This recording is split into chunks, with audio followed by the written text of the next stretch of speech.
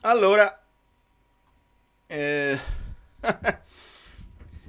è molto difficile. La voglia di mollare tutto e di andare a fare altro è forte, ma io non posso, soprattutto, insomma, devo dar voce a tutti voi. È la mia priorità.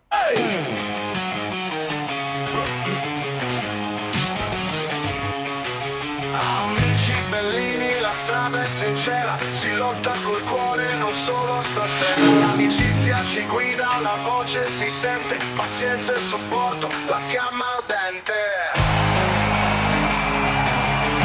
Le Loriane, mediano speciale, bellissimo eroe, dal coraggio leale. Senza di lui non sappiamo star bene, è il nostro pilastro. Deve dimettersi, datemi uno speak. Allora, andiamo con calma perché io mi sono... Ciao, lasciate un like per me.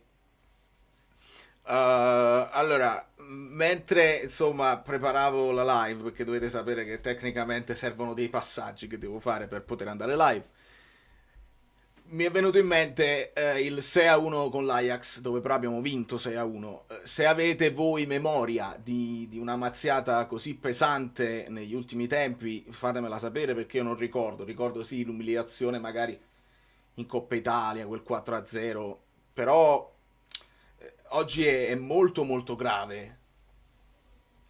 Grazie Michele. Grazie mille. No, vabbè, ma figurati, mica può soffrirne la community del fatto che sto male. Quindi io ti ringrazio e ringrazio tutti voi che avete voglia di stare insieme.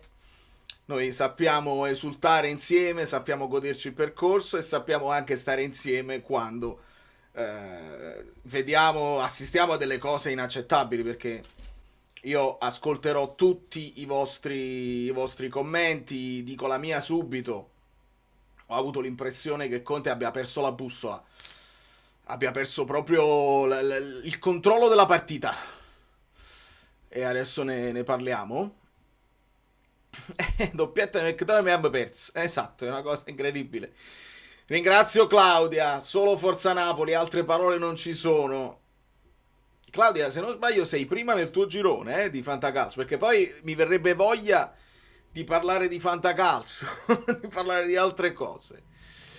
Nicola, ti ho letto molto, molto forte nel gruppo degli abbonati, se ne deve andare, 20 anni che allena, non sa gestire il doppio impegno, Kivu con 15 partite gli sta facendo capire come si fa, Kivu Conte out.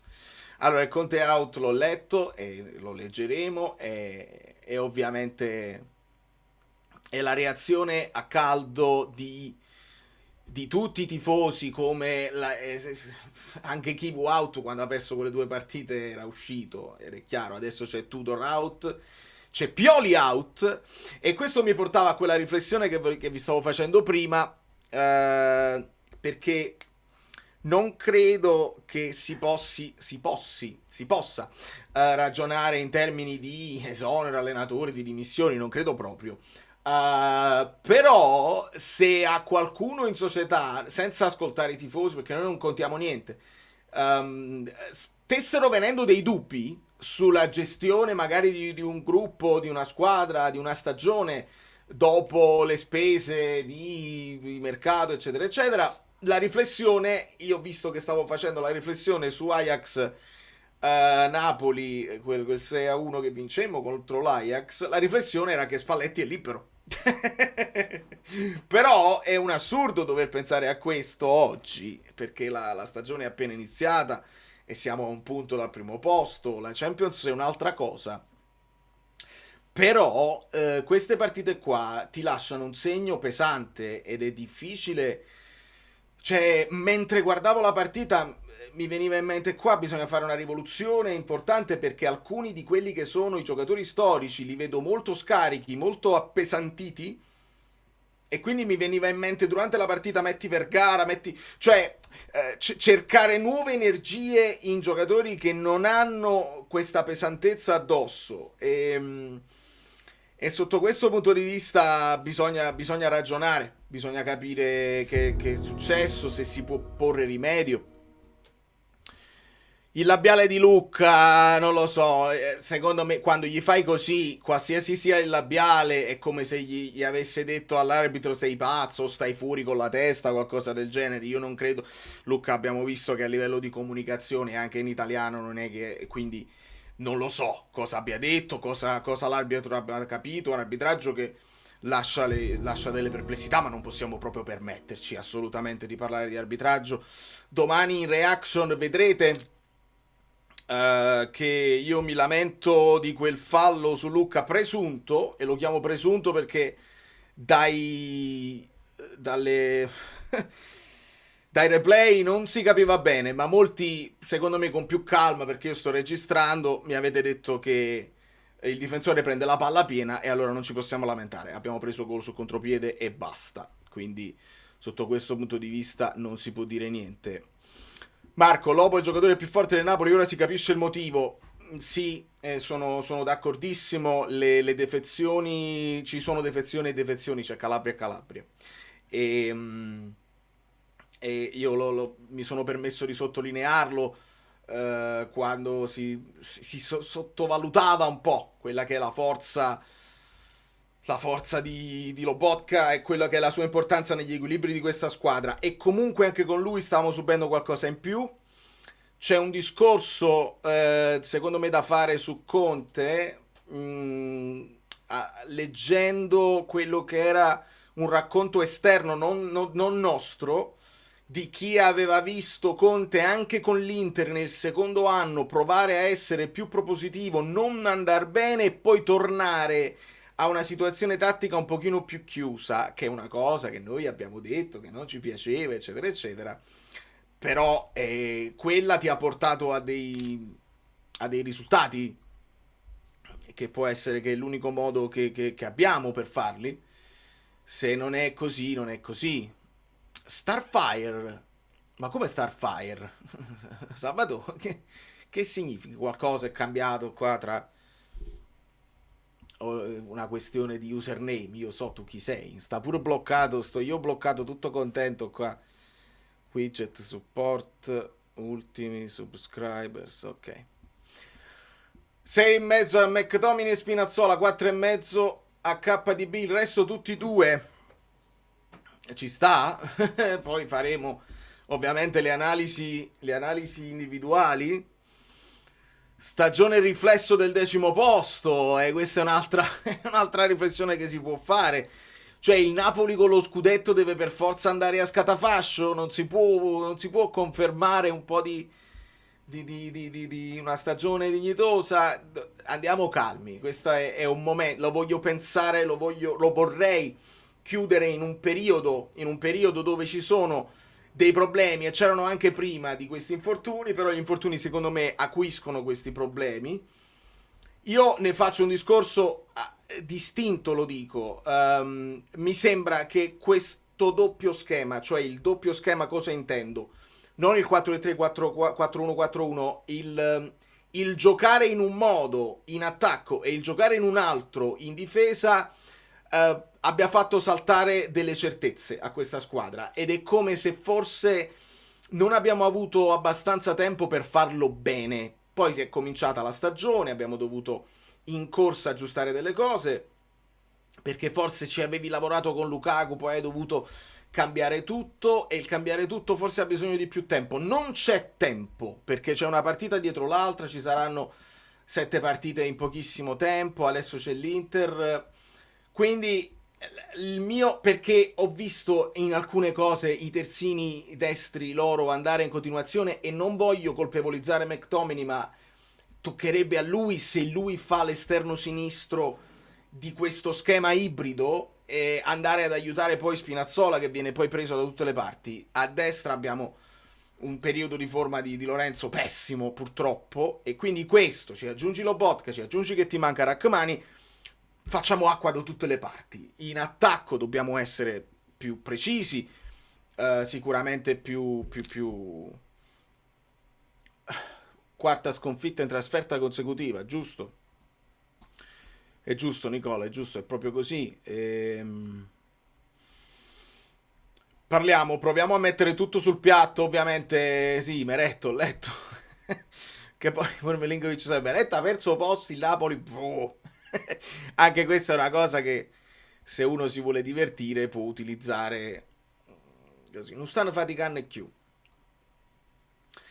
È inutile piangerci quando ci mancano i giocatori, alla fine Torino e PSV che hanno in squadra di meglio, è tutta una questione di mentalità e gioco. Sì, però allora, quanto riguarda il Torino, senza dubbio, però sono due partite diverse. Io voglio ascoltarlo, Conte, oggi. È troppo importante che dica le cose giuste sia a noi che alla squadra, perché a me ha dato fastidio, onestamente, e la partita col Torino mi ha segnato perché ho cercato di guardare, ho ascoltato prima le sue parole in conferenza e mi ha deluso molto. Riguardando la partita ho visto le cose che a me non sono piaciute, va bene, eravamo nella logica quasi delle cose, però si è comunque vantato. Glitch, siamo partiti anche bene, anche inizio ripresa, ma dopo il 2-1 la difesa è andata totalmente out, troppi errori banali. Mi dispiace per Lucca, ma non ci siamo proprio. Io non me la sento di prendermela con Lucca, non oggi, almeno. Certo, poi ha perso la testa anche lui, ci inguai completamente il resto della partita. Aveva fatto delle cose che a lui non riescono facili oggi. Cioè, hold up and play, il mantenere il pallone e smistarlo lo stava facendo. Però è chiaro che dare sulle spalle sue l'attacco di una squadra diventa tosto. Ecco perché avrei preferito, e lo dico col senno di poi, no, lo dico col senno di prima, perché io vi ho fatto la presentazione di prepartita e non la faccio per vanità, la faccio perché vedo delle cosine, vedo che il PSV è una squadra che attacca forte. Hanno fatto 37 gol in 13 partite. Io avevo visto solamente i gol fatti nel loro campionato, ma ne hanno fatti tanti. Quindi io 3 gol di media dal PSV me li aspetto. E non mi interessa che è una squadra che in Europa è più piccola, hanno le loro certezze. In base a questo io mi era auspicato una partita di attacco con Lang, cioè 4-3-3, con creare più pericoli, cambi di gioco. Questo non è avvenuto. Ha messo McTominay. McTominay segna anche, quindi io faccio mea culpa e dico ok, ha ragione Conte, non posso dire niente. Io avrei messo Lang al posto di McTominay, non l'avremmo magari sbloccata. Non lo possiamo sapere, col senno di poi ovviamente. Magari con Lang ne facevi un altro di gol, non lo faceva McTominay. Però adesso Conte lo giriamo, meglio guardare la tattica. Io spero che in conferenza oggi dica le cose giuste, perché non ti puoi attaccare al però abbiamo dominato eccetera eccetera, perché ci hanno dominato e ci hanno umiliato, e questa cosa io credo che possa mandare in tilt Conte ancora di più. Partita davvero assurda, Tommino, testa bassa e pedalare. Sì, testa bassa sì, però bisogna rialzarla la testa, nel senso che abbiamo perso molte certezze. Abbiamo perso molte certezze e adesso bisogna trovarne di nuove. Se il Napoli vince con l'Inter e dobbiamo essere risulta tristi sotto un certo punto di vista, perché una vittoria ti può ridare delle certezze nel gruppo, poi noi sappiamo che la vittoria non basta e che se vediamo degli scricchiolamenti di gioco anche nelle vittorie, poi le cose escono fuori. Quindi noi abbiamo sempre parlato di margini di miglioramento. Sai cosa? Tutto l'hype per giocatori di qualità, KDB, Højlund, e ora? Che figura abbiamo fatto psicologicamente, come la percepiscono loro? Bisogna vedere, perché sicuramente Kevin ne ha viste di ogni, è un giocatore vincente e nei cicli vincenti di un giocatore che le ha viste veramente qualsiasi cosa ha avuto anche dei momenti di down. Quindi, però non... Io ho sempre individuato Kevin non in un giocatore trascinante, è un leader tecnico sicuramente, ma non è uno che, non lo so, in un gruppo nuovo, se si rivolgono a lui, se lui si mette a centrocampo e fa dei discorsi. Lukaku era così. Lukaku aveva quella leadership, quel tipo di leadership. Non lo so se De Bruyne è così. De Bruyne mi sembra un po' più, tra virgolette, passami il termine, shy, un po' più timido, un po' più sulle sue. Quindi non lo so se ti puoi rivolgere a lui. Højlund è giovanissimo, quindi si sentirà tranquillo che non è stato parte di queste sconfitte sotto questo punto di vista. Adesso cerco di leggervi tutti, ragazzi, eh. Ci sono i vocali, voglio ascoltare Conte, dopo chiamiamo Guido. Questa partita deve essere il nuovo Verona, ripartire dalla difesa, basta possesso palla, difesa e ripartenza, uscirne con cose facili, ritiro. Il ritiro è sicuramente una possibilità. Di solito si fa così quando si vede che la squadra, perché io ho visto molta distrazione, ho visto ho visto giocatori non sul pezzo, al di là di quello che vogliamo dire a Conte, ed è giusto che glielo diciamo, ma su certi calci piazzati, là, giocatori che non marcano, e là è una questione di ritrovare la concentrazione, di non sentirsi straforti, perché altrimenti rischi, l'abbiamo detto a inizio stagione, non devi sentirti il padre eterno, altrimenti ti fanno a fettine. E quindi andiamo a leggere gli altri messaggi. Chiedo scusa, siamo in ritardo, siamo più di 1000 ovviamente, perché è facile quando si vince, non è facile quando si perde così male. Luigi, ruolino di marcia stile Garcia, paura, anno dopo scudetto vinto, spero non stia avendo un brutto déjà vu, dai Vale, tanto domani è un altro giorno. Eh sì, però vedi, non abbiamo tanto tempo, cioè si ritorna in campo e con l'Inter, capita proprio la partita con l'Inter, che è una partita tosta, perché l'Inter dopo l'inizio zoppicante si è rimessa in carreggiata. Oggi li ho visti che stavano... Ah, vabbè, il Paris Saint-Germain ha vinto 7-2, vabbè. L'Inter ha vinto 4-0. Dai. Va bene. Allora, Conte può anche andarsene, Di Lorenzo fare bagno di umiltà, senza dubbio. Lucca sembra dire la presa di testa. Questa è stata la sua giustificazione, poi non lo so. La presa di testa, l'avversario l'ha presa di testa. Già siamo ridicoli noi, poi si mette anche l'arbitro. Sì, a me non è piaciuto l'arbitro, ma è importante che tu dica già siamo ridicoli noi, perché oggi senza appello non diamo alibi, ecco, non diamo alibi né a Conte né ai giocatori. Oggi è importantissimo non farlo, e lo sapete che io sono molto a costo di ricevere i non mi piace, a costo di ricevere i dissing dai tifosi avversari, non mi interessa. Io se vedo delle cose arbitrali schifose le dico senza problemi, però oggi è troppo importante non parlarne proprio, perché quando poi ne subisci 6 diventa veramente difficile. Conte, grazie di tutto, ma addio, ridatemi Spalletti, il bel gioco anche senza vincere. Ricordatevi che Spalletti ha fatto molto male poi nel finale con l'Italia.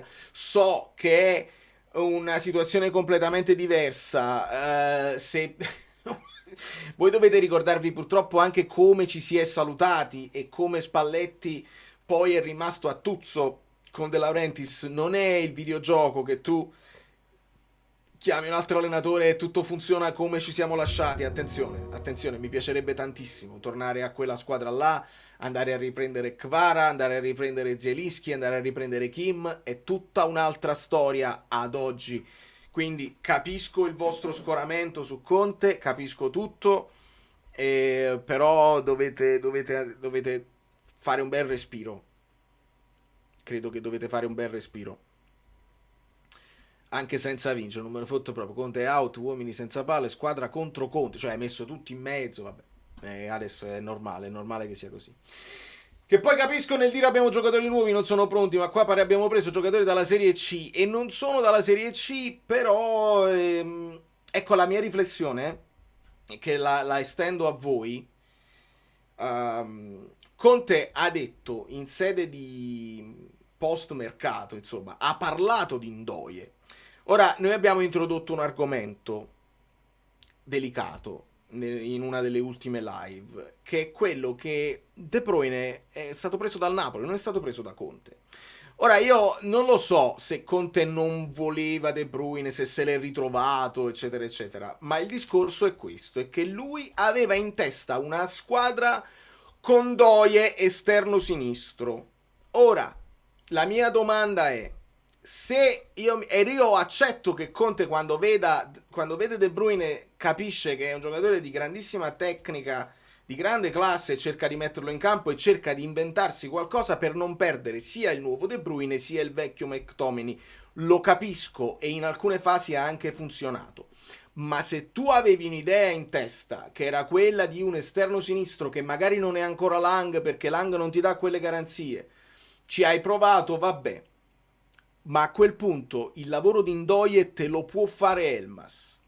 E qua la metto giù semplice: se tu credi che si può ritornare a quegli equilibri che piacevano e non piacevano, una squadra non esageratissima, che comunque portava il risultato a casa, con un 4-3 un po' più bloccato e un po' più logico, Elmas a sinistra che ti fa quel lavoro che ti avrebbe fatto Ndoye, magari non con quella freschezza. Elmas può non piacervi così, ma come caratteristiche ci siamo. Non lo può fare Lang, secondo Conte va bene. Quello che fa Politano continua a farlo Politano, quello che non faceva Lukaku imparerà a fare Højlund. McTominay, Anguissa, Lobotka, un anno in più tutti quanti, si ritorna a quelle cose là. Bisogna recuperare il miglior Di Lorenzo, bisogna recuperare il miglior Rachmani, il miglior Buongiorno, perché Buongiorno oggi ha dimostrato di essere ancora fuori fase. Non è solo l'autogol, ma anche le distanze che ha con gli avversari. Sistemare la fascia sinistra con Spinazzola, Gutierrez e va bene, e anche Juan Jesus non va bene più, perché poi messo centrale di destra in quel momento lì secondo me ha proprio perso completamente la bussola Conte. Non ho capito proprio che tipo di idea era. L'intervista di Lorenzo: si capisce il loro problema è psicologico, hanno la paura di poter prendere gol ogni momento, non giocano sereni, sono fragili mentalmente. Siamo ritornati al fragili mentalmente, incredibile. Fatemi recuperare perché c'erano delle super chat che mi sono perso, secondo me.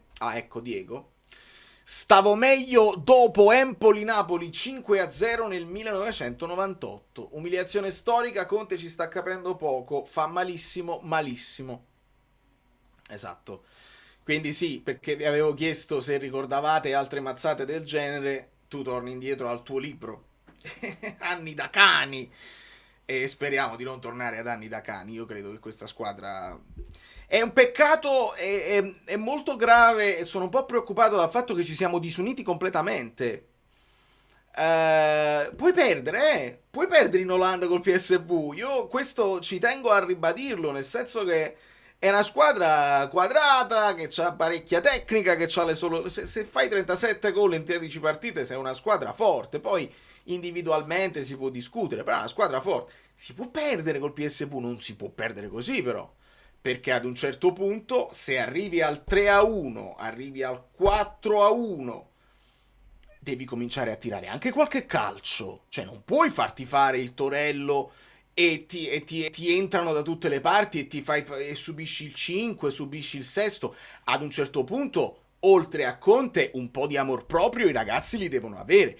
E io non posso vedere ancora Anguissa che fa così. No, non l'ho preso. Lo devi prendere. Lo devi prendere nelle gambe e devi far capire che la partita è finita. Avete vinto e la partita finisce 4-2. Se prendi il 5 non prendi il 6. Cioè, parliamo anche un pochino dell'amor proprio di sti ragazzi, perché io sono con voi, sposiamo il Conte out, tutto quello che volete voi, e non è insopportabile. Però diamo delle responsabilità a sti ragazzi, perché non è possibile accettare che si arrivi poi all'umiliazione internazionale, perché la gente si fa le trasferte, perché poi queste cose restano. Quindi un po' di amor proprio ai ragazzi io lo chiedo, perché tu puoi sbagliare tutta la formazione che vuoi tu, ad un certo punto devi anche in campo stabilire quelle che sono delle regole non scritte del calcio. Non si può accettare. Quindi questo è un altro mio punto di vista che ci tenevo a spiegare, che altrimenti domani vedete la reaction e non capite da dove viene, e viene da là. Giancarlo: bisogna accettare che abbiamo poca qualità senza alcuni, è una fase, ci vuole pazienza. E io su ci vuole pazienza di contiana memoria, io ci sto ad accettare il ci vuole pazienza sui nuovi. Cioè, se Beukema è ancora non pronto, io pazienza. Su Lucca pazienza, su Gutierrez pazienza, su Lang pazienza. Su alcuni che sono lo storico di questa squadra, Di Lorenzo, Anguissa, altri della vecchia guardia, ho meno pazienza, e penso si possa accettare che sia meno pazienza, perché su questi poi si devono fondare anche gli altri, anche i nuovi si devono aggrappare ai leader, e i leader devono dimostrarmi che sono in campo in un certo modo. Quindi atteggiamento oltre a. Tu puoi dire quello che vuoi, Giuliano, Conte out. Io non è che Oramai, e questo ve l'ho detto qualche anno fa, la deriva è che perdi 2 o 3 partite consecutive, subito allenatore out. Io non ragiono così, quindi io anzi voglio che Conte si prenda tutte le responsabilità anche di una stagione che va storta e completi il triennio, perché il progetto era su 3 anni.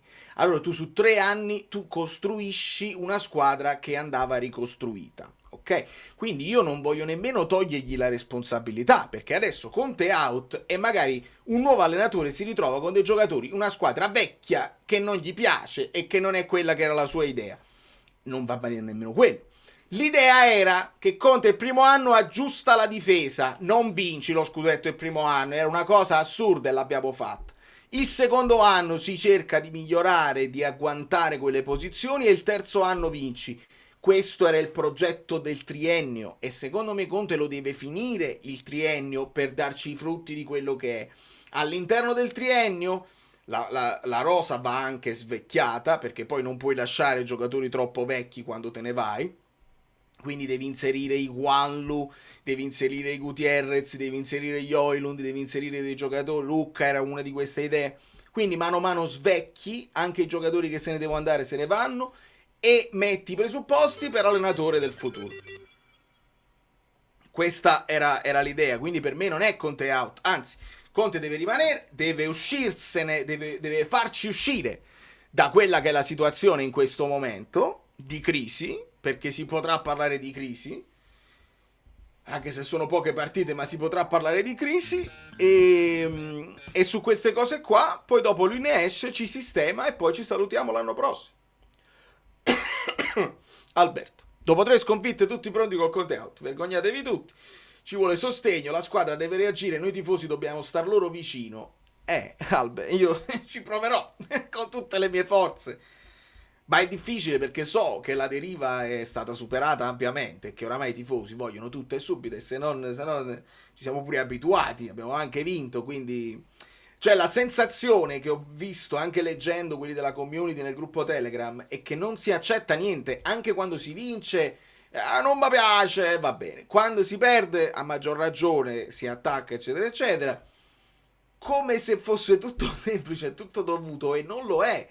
E lo so che ora, avendo lui uno storico di lamentoso, perché Conte c'ha lo storico di lamentoso, quando ti dice delle cose tu pensi sempre che lui stia mettendo le mani avanti, ma in realtà lui ti ha detto delle cose anche vere, cioè che questa squadra quest'anno è difficile perché ti aggrediscono in un altro modo e bisogna inserire i nuovi in un certo modo e non c'è tempo per farlo, quindi il doppio impegno ad oggi è la mazzata più pesante che Conte potesse avere con il progetto che dovevi avere e stabilire. Allora, Domenico, grazie infinite. Critiche feroci non servono. Conte deve meritare status, stipendio da top. Di Lorenzo inguardabile, Beukema, Luca no. Lucca penso, non si fa. Ridatemi Meret e Rachmani, uomini forti, destini forti. Ce l'ho là, non la vedete perché è col green screen. Grazie Domenico e grazie Phoenix. Tutta colpa di quel gol a freddo. Continuate voi. Male ragazzi. E comunque quando Lang ha preso palla io mi sono alzato dalla sedia, anzi dal divano, e me ne sono proprio andato. Peccato, perché Lang probabilmente voleva spaccare il mondo, e anche lì col seno di poi dovevi metterlo prima, l'hai messo e non serve, allora hai sbagliato il mercato eccetera eccetera. È molto importante quello che dirà. È molto importante quello che dirà per avere poi chiaro quella che è poi la direzione che vogliamo prendere. Il problema non è la sconfitta, il problema è l'entità della sconfitta. Conte, che fa la prima donna a fine stagione scorsa, non può permettersi queste figure. Che significa fa la prima donna? Il credito scudetto si esaurisce stasera. Che significa fa la prima donna? Cioè il fatto che si deve sedere a parlare per il rinnovo, diciamo, che poi non è stato un rinnovo ma il continuare quello che era il contratto. Penso che ti riferisca a questo. Umiliazione, 6 gol, adesso delle scuse Conte si sta rivelando una delusione, zero gioco, poi Anghissà può stare in panchina, meglio che non ci presentiamo sabato, ma qualche fallo si fa, e questo è una di quelle cose che ti dicevo, insomma, un po' di amor proprio anche da parte dei giocatori, fatti un fallo, non li puoi fare entrare in porta, li abbiamo fatti entrare in porta 6 volte, e quindi è male. Paolo, sorrido quando tutti fanno i professoroni. Io penso che il calcio è solo uno sport. Sorrido se si vince, non mi mangio il fegato se si perde. Nella vita ci sono cose più importanti, senza dubbio, amico mio, e non c'è, non c'è alcun dubbio. Anzi, me lo sentirai dire domani in reaction che sono molto dispiaciuto per i tifosi che sono andati in trasferta e mi auspico che non si facciano provocare, che non perdano le staffe anche loro, perché c'erano tutti i presupposti per del nervosismo che è partito già ieri e quindi alla fine dico proprio questo, me lo sentirei dire, dice alla fine è solo calcio, cerchiamo di ricordarcelo che poi si va oltre quello che è uno sport dove uno ci resta male perché è una fede inspiegabile, ma è così, è così. Sento puzza di calcio scommesse, che ne pensi? È una follia? Non lo so, amico mio, come faccio a dirtelo? Io tendo a non pensarci perché vedo una squadra che... non lo so, non lo so. Non per me ha più senso parlare di una squadra che stava mostrando degli scricchiolamenti ed è venuta meno nelle gambe. Il fatto di pensare che sia tutto stabilito a tavolino, che poi sono illazioni pesanti che non mi sento di condividere. Però in passato è successo. Non credo che a questi livelli succeda ancora, quindi tendo ad escluderlo. Conte, 9 acquisti sono troppi in uno spogliatoio, siamo stati obbligati al ricambio. Az, dico la mia, Di Lorenzo in panchina, passaggio a difesa a 3. Sì, non è un'idea completamente sbagliata secondo me. Sì, nel senso che in teoria puoi fare Beukema, Juan Jesus, buongiorno. Non mi ha fatto impazzire oggi Juan Jesus, ve lo dico chiaramente. A un certo punto anche lui ha perso un pallone in mezzo là e da centrale poi si trova spesso sul centro-destra e diventa problematico anche quello. Però sì, potresti farlo con Politano tutta fascia a destra. Non è ideale. Conte l'ha detto che gli piace quando Politano torna ad aiutare, ma che non è un esterno destro a tutti gli effetti. A sinistra puoi utilizzare Gutierrez, a destra potresti utilizzare Spinazzola, manterresti 3 centrocampisti e dovresti aggiungere una punta se vuoi giocare col 3-4-2, 3-5-2 o il 3-4-2-1. Tutto si può fare, ma ce l'abbiamo i giocatori per farlo, bisogna solo capire come ridare delle certezze difensive a questa squadra. Allora, mi sto trasformando in Neschio, questo sarebbe il vinci e vattene. Però avevo letto un messaggio, non so chi l'ha scritto nel gruppo, troppo forte, che ha già vinto, quindi se ne può già andare, in teoria.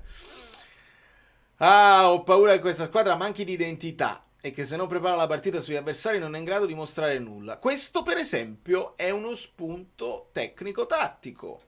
Cioè, io una cosa che notavamo l'anno scorso, che poteva piacere o no, è che Conte, con il tempo anche a disposizione, preparava partite e movimenti specifici sugli avversari. E ogni volta noi nell'analisi tattica potevamo vedere una cosa specifica preparata sui punti di forza, eccetera, eccetera. Che è una cosa che a me piaceva molto. Mi piace di più sulla carta essere la squadra dominante. Cioè, tu ti prendi il pallone, fai tu la partita, poi dopo loro si devono adattare a te.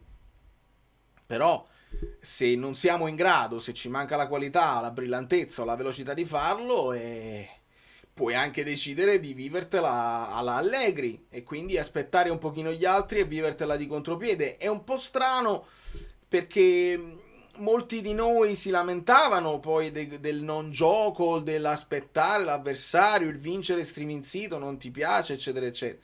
Ritornare a quello ci piace? Oppure dobbiamo migliorare quello che era un tentativo di essere dominanti, però anche vincenti e non subire così tanto? Di solito nel calcio la coperta è sempre un po' corta, è difficile essere tutto, cioè sia dominanti sia bravi in difesa, così. In quell'annata al Lago Spalletti l'abbiamo fatto e forse era anche irripetibile. Quindi questo è uno spunto interessante. Se ci fosse una pausa, Conte si metterebbe là probabilmente a ragionarci, eccetera, eccetera. Adesso non c'è.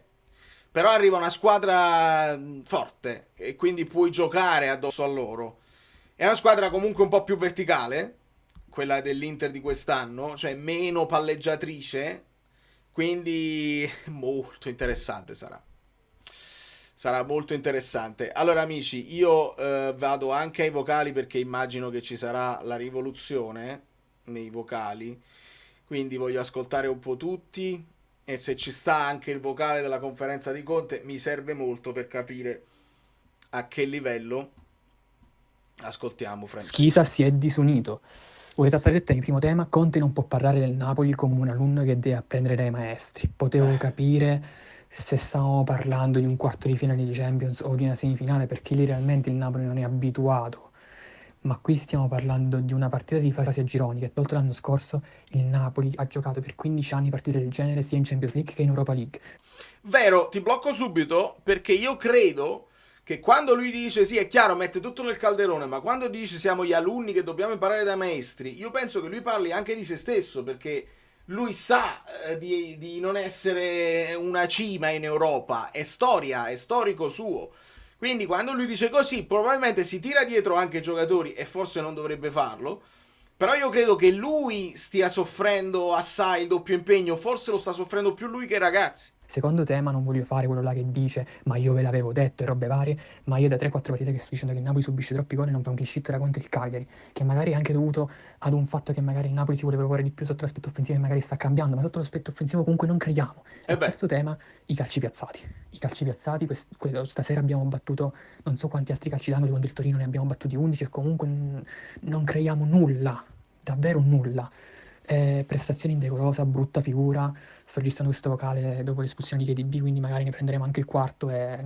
Ah, tu hai registrato questo vocale dopo ne abbiamo pigliato il quarto, il quinto e il sesto di KDB, scusate, di Lucca. Un po' di confusione. Schisa... Mamma mia, Schisa si è disunito, Francesco, ok. No, sì, per fortuna poi abbiamo segnato un calcio d'angolo, spero che quello possa sbloccare un pochino, però è nel finalissimo quando poi loro magari sul 4-1, quindi loro non ci marcavano più. Grazie Fabio, adesso le recupero le parole di Conte. Andò, ti adoro, ti amo, sei un genio. Per essere ancora più sicuro stai peggiorando pure la differenza reti, non sia mai. Sei un genio, unitevi tutti al lato oscuro della forza, tutti, vi prego. Ok, e questa era l'altra riflessione che mi viene a fine reaction e sentirete domani, che io rigetto a livello di filosofia, ma che sentirete. Usciamo immediatamente dalla Champions League per concentrarci sul campionato, ed è un discorso che si fa in generale a Napoli da sempre, ed è un discorso per me da perdenti, ma con Conte che storicamente non gestisce il doppio impegno sarà il non plus ultra di queste cose qua. Dice usciamo, non fa niente, metti la primavera poi perde tutte le partite la primavera, metti la primavera, tanto il doppio impegno non lo sai gestire, non perdere terreno in campionato. Lo sentirete assolutamente, discorso da perdenti che io non posso sopportare. Tu è là, fai conto il Bologna dell'anno scorso, però quella è la prima esperienza del Bologna in Champions, è normale che paga dazio. Ha ragione Francesco, il Napoli in Champions c'è stato e ci siamo anche difesi bene le ultime volte, quindi dovremmo crescere sotto questo punto di vista, non rinunciare perché non siamo in grado. Sì, maledizione, 4-2, non ci voleva. O aiuta a ridere. Bene. Cioè voi mandavate i vocali durante la partita, quindi 4-2 eccetera eccetera, vabbè, quindi devo andare in avanti perché Ho provato a rifare questo vocale 20 volte. Guarda, per amore del tuo canale e di quello che hai costruito, quindi voglio cercare di fare un vocale costruttivo, anche perché sono sicuro che ci sarà comunque gente che darà alibi a Conte dopo questa schifezza, questa umiliazione che forse non abbiamo mai subito prima. in Champions. Mi tengo i 2 gol di McTominay che gli servivano. Sì. Voglio sottolineare come Neres al primo calcio d'angolo che ha battuto, dopo 25 sprecati da Politano, abbia fatto nascere un gol. Voglio far presente che tutte le scelte conservative e di copertura che fa Conte, prima Olivera col Torino, Politano in questa partita, non servono più a un cazzo perché non abbiamo più una fase difensiva. Io spero non vengano date colpe a Lang, Beukema, io spero non vengano date colpe a questi qua, io spero venga tolta la fascia di Lorenzo perché non ha più scuse. Sono finiti proprio gli slot necessari per un giocatore che si voglia spendere, nonostante i 2 scudetti, nonostante tutto. È finito il tempo di Di Lorenzo, io non lo voglio più vedere. Stessa cosa anche sa. Vabbè, un minuto e 10 già troppe cose. Ho provato a dire qualcosa di positivo, ma non ci riesco, evidentemente. No, sei stato bravissimo, ma sì, assolutamente. Sì, giusto. Altra cosa che mi ha fatto molto arrabbiare, purtroppo, perché questa non è stata una buona partita di KDB. Il primo tempo ha fatto quella discesa dove non l'hanno seguito, poi è un po' sparito, si è un po' perso, non credo sia colpa sua, ma comunque hai quel giocatore là, almeno sfruttalo per i calci piazzati. Politano ne avrà tirati 10 di calci d'angoli, tutti bassi, bassini, eccetera eccetera. Quindi bene che sottolinei che Neres lo tira un po' meglio e facciamo gol sul calcio d'angolo, perché a quel punto io utilizzerei, visto che ce l'hai e alle volte è difficile, si può perdere in quel centrocampo, hai un giocatore che sul piede, sul calcio da fermo è un'eccellenza, no matter what his age is, like, qualsiasi età sarà sempre un'eccellenza col piede. Sfruttalo, non è detto che tutti i calci d'angolo debbano essere battuti all'interno, puoi batterlo anche a uscire, quindi sfrutta De Bruyne per tutti i calci piazzati, sfrutta De Bruyne per tutti i calci d'angolo, per tutti i rigori, finché ce l'hai. Questa mi sembra una banalità, ma la volevo dire, quindi mi hai dato modo di dirla. Buonasera a tutti ragazzi, buonasera Valerio.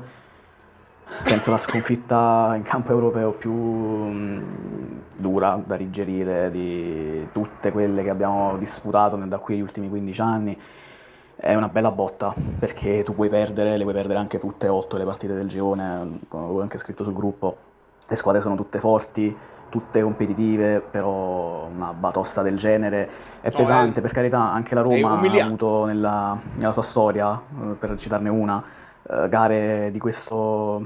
Sì, il famoso 7, infatti io aspettavo solo quello per farci raggiungere anche dai tifosi della Roma, eccetera, eccetera, ma quelle cose là si sentono a livello poi internazionale, te le porti dietro, non bisogna mai arrivare a queste cose qua, questo è troppo grave.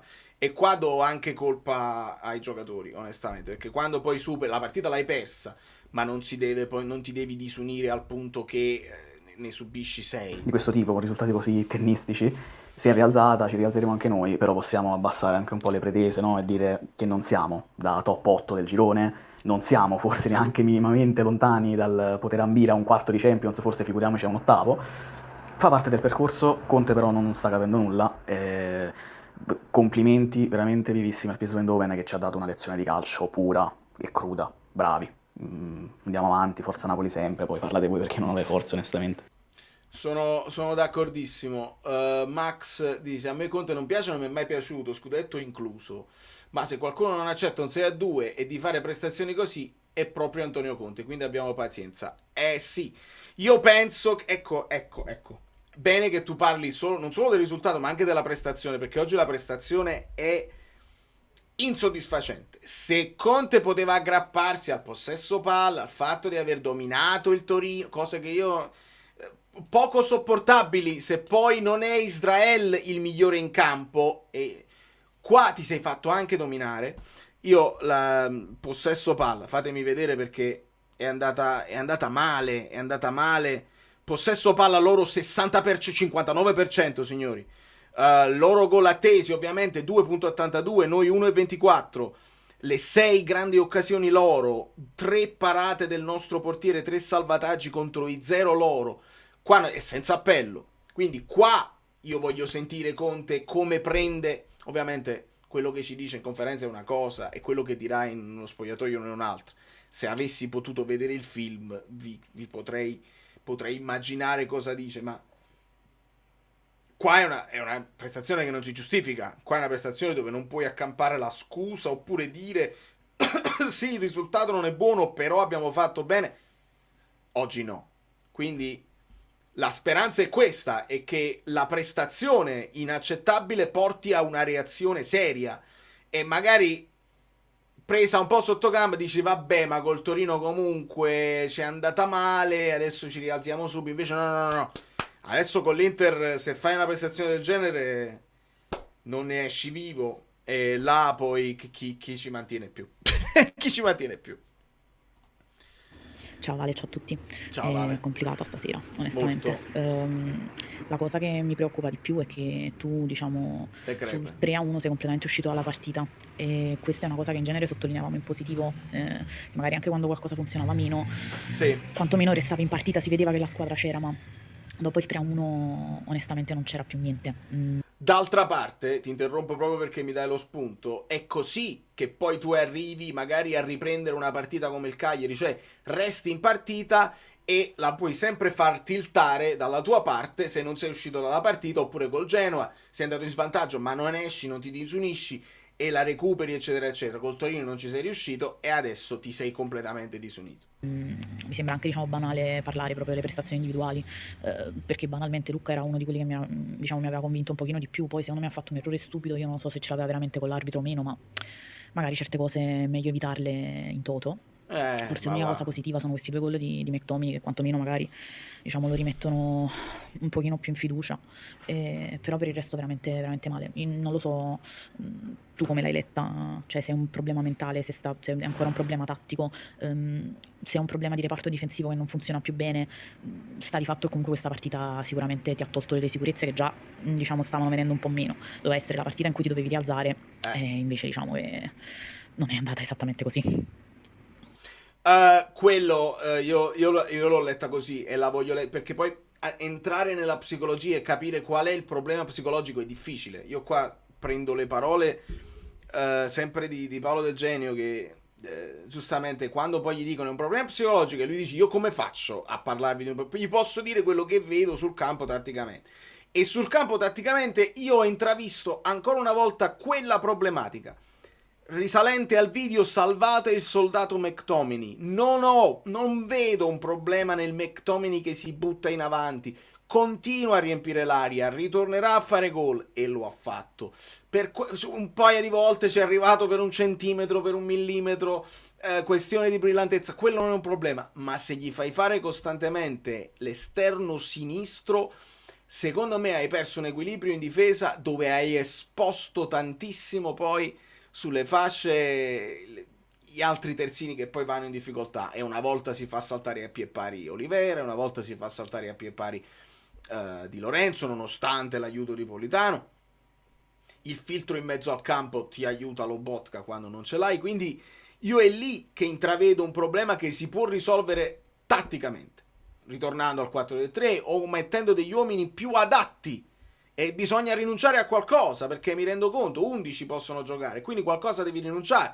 Vuoi utilizzare De Bruyne a mezzo servizio, vuoi alternarli, vuoi far sedere Anghissà e vuoi essere più addirittura ancora più offensivo e giochi McTominay De Bruyne con De Bruyne di mezzala qualcosa puoi fare, però ritornare con un esterno sinistro e ho individuato in Elmas perché è quello che credo abbia le caratteristiche più simili a Ndoye e che Conte voleva per ritornare a fare quel lavoro là. Per il resto poi serve che la punta faccia gol e qua ci affidiamo al ritorno di Højlund o a un Lucca che stava abbastanza in partita, però in fase di finalizzazione non è stato freddo e tutto il resto che deve funzionare delle catene. Purtroppo è così. Savic più Lucca, problema sulle seconde palle, giusto. Lucca non tiene palla mai, gli altri si abbassano per partire dal basso, mentre Savic lancia lungo. Energie sprecate e rincorrere. Giusto e non giusto. Oggi Lucca ha tenuto più palle. Oggi l'ha fatto quel lavoro là, quindi è giusto in maniera in generale quello che dici, perché se giochi con la palla alta non c'è bisogno che ci stanno i difensori vicino a Savic e molto spesso l'ho vista questo cortocircuito, cioè me lo dai, non me la dai, ok, butto avanti, se butti avanti tutti devono stare pronti alla spizzata di Lucca se Lucca la prende o se la prende un avversario ad aggredire la seconda palla. Questo è la via di mezzo che non funziona mai. O lo fai sul serio di giocare sulla palla lunga sull'attaccante è dignitosissimo, non è male farlo, però devi fare meglio, lo devi fare meglio, più convinto. E quello che non ho più visto e che abbiamo visto a inizio stagione e l'abbiamo analizzato, il Napoli pressava alto ma forte con tutti gli effettivi. Oggi non lo vedo più, da qualche partita non vedo un pressing alto di tutta la squadra bello coeso. Quindi che succede? Che succede? Abbiamo un pochino di braccino, cioè siamo in quella via di mezzo, paura che forse pressare troppo in avanti ci ha scoperto e quindi prendiamo un po' di gol e facciamo una via di mezzo, perché comunque non ci siamo chiusi tutti indietro a fare il pullman, quindi siamo in quell'ibrido e l'ibrido non ti fa far bene niente, cioè non sei né impermeabile in difesa né sei molto forte in attacco, e quell'ibrido ovviamente è come lanciare una monetina, una volta ti va bene e una volta no. Ovviamente posto che il PSG ha fatto una signora partita, cioè proprio nulla da dire, assolutamente Senza meritatissima, oltre i demeriti nostri, quindi assolutamente complimenti anche a loro. Buonasera amici bellini. Pino! Sì. No, non va bene, Sì, non va no. bene per niente. Diciamo che mancano quei due giocatori. Cioè, freghiamoci dell'attaccante, io parlo proprio del vero fenomeno della difesa, Rachmani, che tutti quanti elogiavano i vari, sai, Kim, Koulibaly, Buongiorno, ma secondo me il vero fenomeno era lui. Poi vabbè, è mancato, abbiamo preso gol per 7-8 partite di fila, va bene così.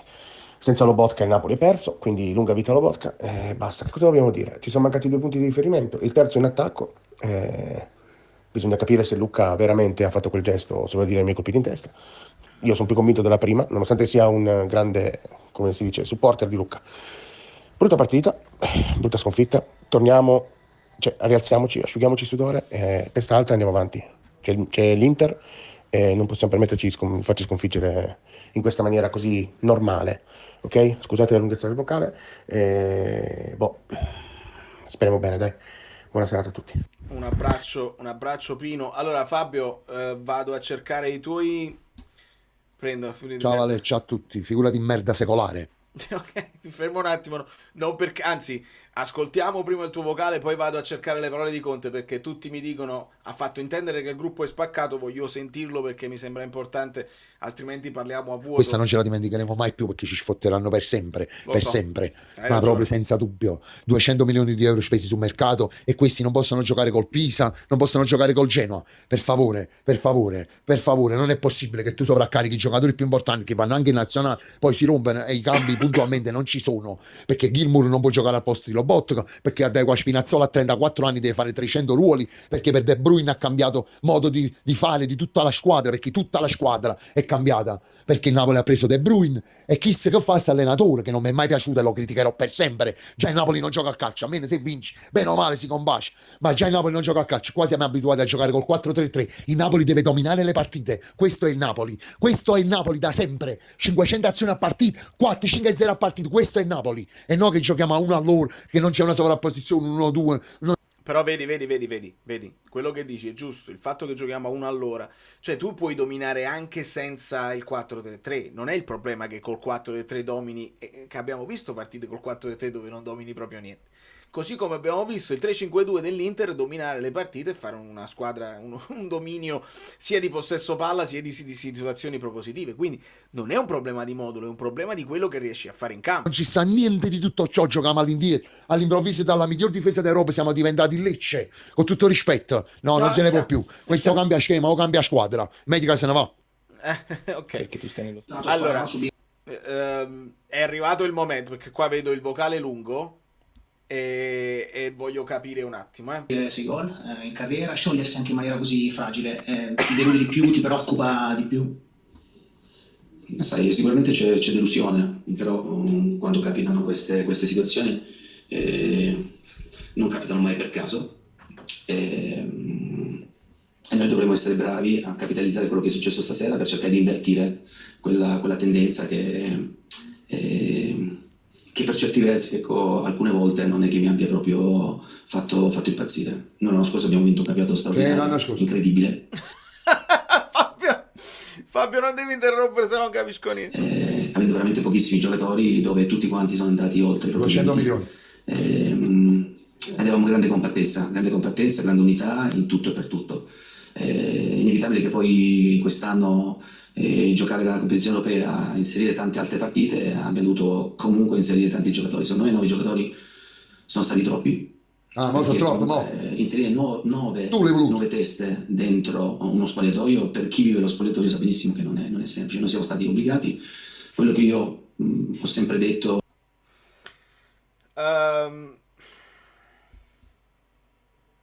Non lo so, inserire nuovi giocatori sono troppi, ho capito, in teoria sì, capisco che devi ricreare certi equilibri, certa chimica tra giocatori, ma ti servevano e le hai volute, se no continuavi con Mazzocchi, cioè a livello numerico i giocatori sono sempre quelli. Tu poi ti serve una rosa un pochino più qualitativamente migliore anche in panchina per poter affrontare delle cose, se no rimanevi con Mazzocchi, facevi confermare i giocatori che tenevi pure l'anno scorso e continuavi, cioè è difficile accettare che tu mi dica come problematica 9 giocatori nuovi sono troppi. Fatemi continuare a sentire perché magari lo spiega meglio. Da inizio anno ho detto guardate, quest'anno sarà un anno complesso perché ho un minimo di esperienza per capire che determinate cose comunque devono essere anche assorbite. E fin qua ci siamo. Io ero con te quando tu hai detto questo sarà un anno più complesso perché bisogna capire. Su questo ci siamo. E poi ripeto, La rosa è corta, il livello è questo. non so troppo. Il livello è questo. La Champions offre questo tipo di livello, quindi abbiamo poco da dire. Abbiamo tanto da lavorare, ma sappiamo ecco, che anche lavorando tanto comunque ci vorrà tanta fatica quest'anno, dovremmo essere preparati, predisposti a fare fatica, perché ribadisco, io lo spogliatoio, i calciatori li vedo ogni giorno e quando comunque freno un pochettino, non perché io voglia trovare delle scuse, ma perché comunque vedo alcune cose, vedo alcune situazioni che mi inducono a dire che quest'anno sarà un anno complesso. No, non è Ok. cosa tu. Non è cosa dove Fabio mi fa impazzire. Ecco perché anche vedere il film non sarebbe stato male per poter capire e entrare ancora di più nella psicologia di Conte, che è un personaggio particolare, lo sapevamo, non lo scopriamo adesso. C'è un momento nel trailer dove si sente Conte dire ve lo dirò io quando saremo pronti per fare delle cose buone, oggi non siamo pronti, e credo che lui stia facendo quello stesso tipo di discorso sperando che poi si vada in crescita e possa portare, che lui porta sempre avanti quel discorso, ve lo ricordate, con me i giocatori migliorano, quindi per portare avanti questo discorso qua lui parte da una situazione dove quasi li convince, siete scarsi, non siete buoni, non siete a livello, però si arriverà là, adesso non siamo ancora pronti, eccetera, eccetera. Quindi quello che poi diventa una scusa nelle orecchie di chi lo sente è lui che mette le mani avanti e dice è difficile con i nuovi inserirli, eccetera, eccetera. Per poi arrivare, si spera, come è successo l'anno scorso, a quella crescita. Proprio l'anno scorso non è che tu sei arrivato poi in volata e le hai vinte tutte, eccetera, eccetera. È stata tosta. Quindi quando è stata tosta, tu devi capire, tu Conte, tu società, noi tifosi, che comunque non è una squadra dominante che fa il bello e il cattivo tempo in Europa e in Italia. Siamo arrivati punto a punto e non voglio dire che l'ha perso l'Inter, ma ce la siamo dovuti sudare punto a punto. Sono capitate delle cose insieme. Quindi che fosse difficile quest'anno io sono d'accordo. Non ci dobbiamo disperare, ci deve essere voglia di lavorare da parte di tutti, cercare di ricreare anche quell'alchimia che c'era l'anno scorso, sapendo che comunque stanno tante nuove teste. Quando porti tante nuove teste dentro una squadra, chiaramente ci deve anche essere il tempo per la giusta connessione. Studio, anticipo un attimo il tavolo. Penso proprio questo abbia detto in questa frase, per il tempo per la giusta connessione, cioè per creare poi anche quelle distanze proprio in campo e il capire i movimenti che ti fa il compagno che è un compagno diverso. Questo stai dicendo, no, Tore? Convinto che lui intenda dire che con tutti questi giocatori nuovi non è facile raggiungere una coesione, e lo capisco, lo capisco, però dovrebbero essere giocatori che sono più forti di quelli che hai sostituito, almeno sulla carta, e se lo sono, e poi bisognerebbe metterli sulla bilancia tutti quanti, perché Lucca, Simeone, Raspadori, vediamo, Raspadori è andato all'Atletico Madrid, non è poco. Simeone si sta comportando bene, quando è titolare Simeone si comporta bene. Gli altri a cui rinunciato, per mettere altri nuovi, insomma a centrocampo siamo comunque pochini, non c'è niente da fare. Hai aggiunto quel KDB che può tiltare a livello di qualità a tuo favore, però evidentemente ti richiede tutto un altro equilibrio e evidentemente non sta funzionando. Conte ci ha colpito molto quando ha detto non capitano mai per caso determinate sconfitte, determinate situazioni, è perché si sentiva che prima o poi qualche problema, casomai anche in Champions, sarebbe venuto fuori per tutto quello che ha detto, i nuovi acquisti, il livello è questo. No, io non, cioè, il livello è questo, che significa il livello è questo? Cioè, io ho parlato comunque di inserimento, abbiamo fatto mercato perché eravamo obbligati a fare mercato in quanto l'anno scorso avevamo veramente una rosa striminzita, siamo stati bravi a vincere lo scudetto.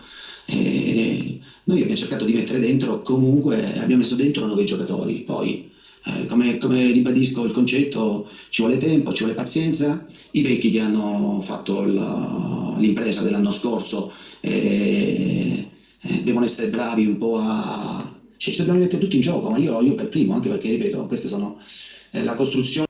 Vedi, si aspetta di più dai vecchi. Questo è il discorso che vi ho fatto una ventina di minuti fa. Cioè, se io posso avere pazienza con i nuovi che si devono inserire, io dai vecchi devo avere delle certezze che a oggi non sto avendo. Delle prestazioni individuali di Di Lorenzo, Politano ogni tanto bene, ogni tanto no, lo stesso Neres, Anghissà, si viene meno Lobotka, ti viene meno Lobotka, da quelli là della vecchia guardia ti devi aspettare delle certezze per poter poi fare inserire i nuovi in un contesto che funziona.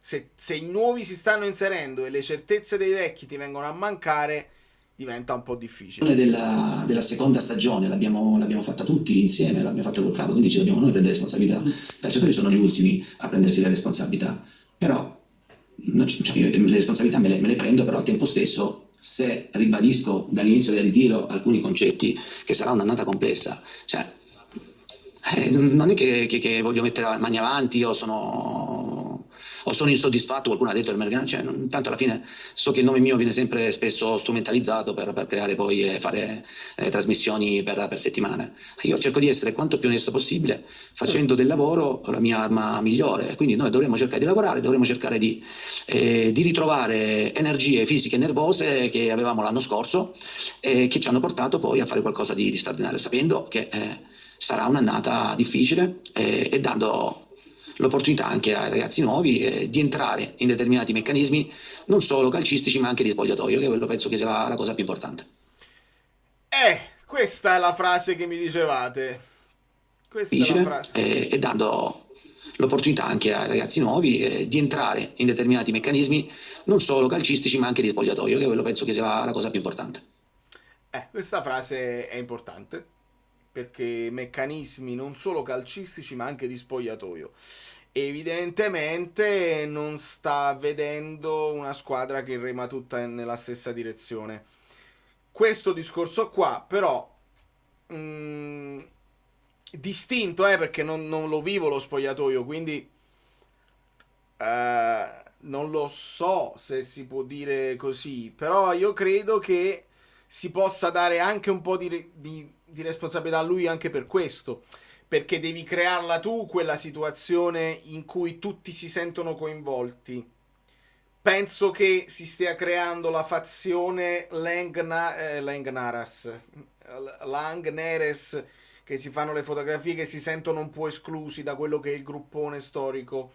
Il fatto che si sia puntato forte sul gruppo di tutti quei centrocampisti e loro si sentono un po' esclusi, probabilmente può creare delle piccole crepe all'interno, e quindi questo poi porta al lavoro, a non essere perfetti nella fase di preparazione della partita, eccetera eccetera. Quindi là devi essere anche saggio tu a capire come far sentire tutti coinvolti e non solo i soliti.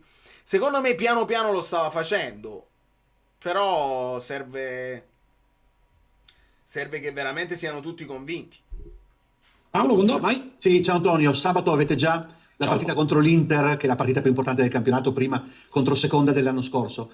Questa sconfitta porterà delle conseguenze sicuramente dal punto di vista morale, cioè, immagino che tu interverrai da questo punto di vista, anche dal punto di vista tattico? anche da un punto di vista tattico, cioè, che significa? Nel senso che cioè, se vinci va tutto bene, se perdi va tutto male, cioè, fatemi capire. Tutti avete elogiato la scelta dei 4 centrocampisti, che De Bruyne comunque dopo una brutta partita non poteva giocare, poi dopo lo Sporting Lisbona era insostituibile e tutto, quindi abbiamo iniziato a far convivere i 4 centrocampisti, perché ripeto, un bravo allenatore secondo me è quello che mette nell'11 iniziale i migliori giocatori e cerca di trovarli la giusta alchimia. Io dico che fino adesso noi siamo riusciti a trovarla.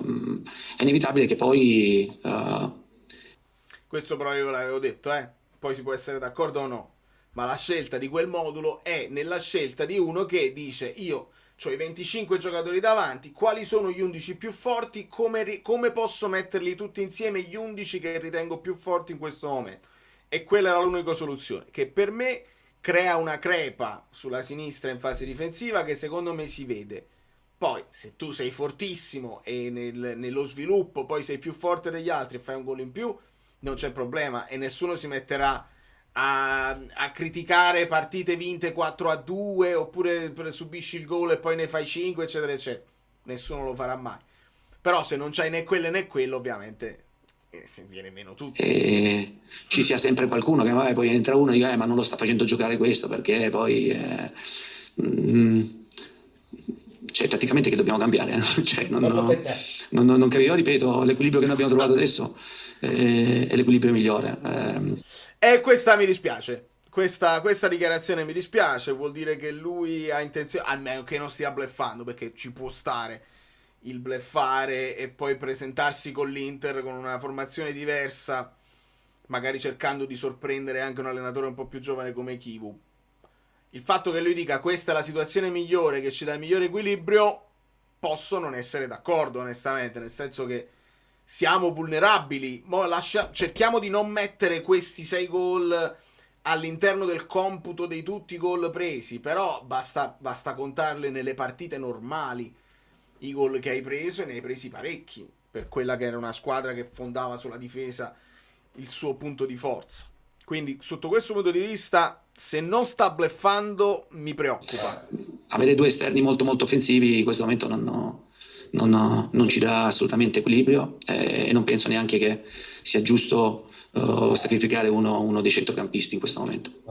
Ok, allora io sono d'accordo che avere 2 esterni, cioè io non chiedo di mettere il 4-3-3 con Neres e Lang, mi sembrerebbe un assurdo. Pigliamo gol, aggiungi 2 che la fase difensiva non la fanno, perché anche oggi il gol che pigliamo, l'ultimo, Lang ovviamente segue ma non mette il piede.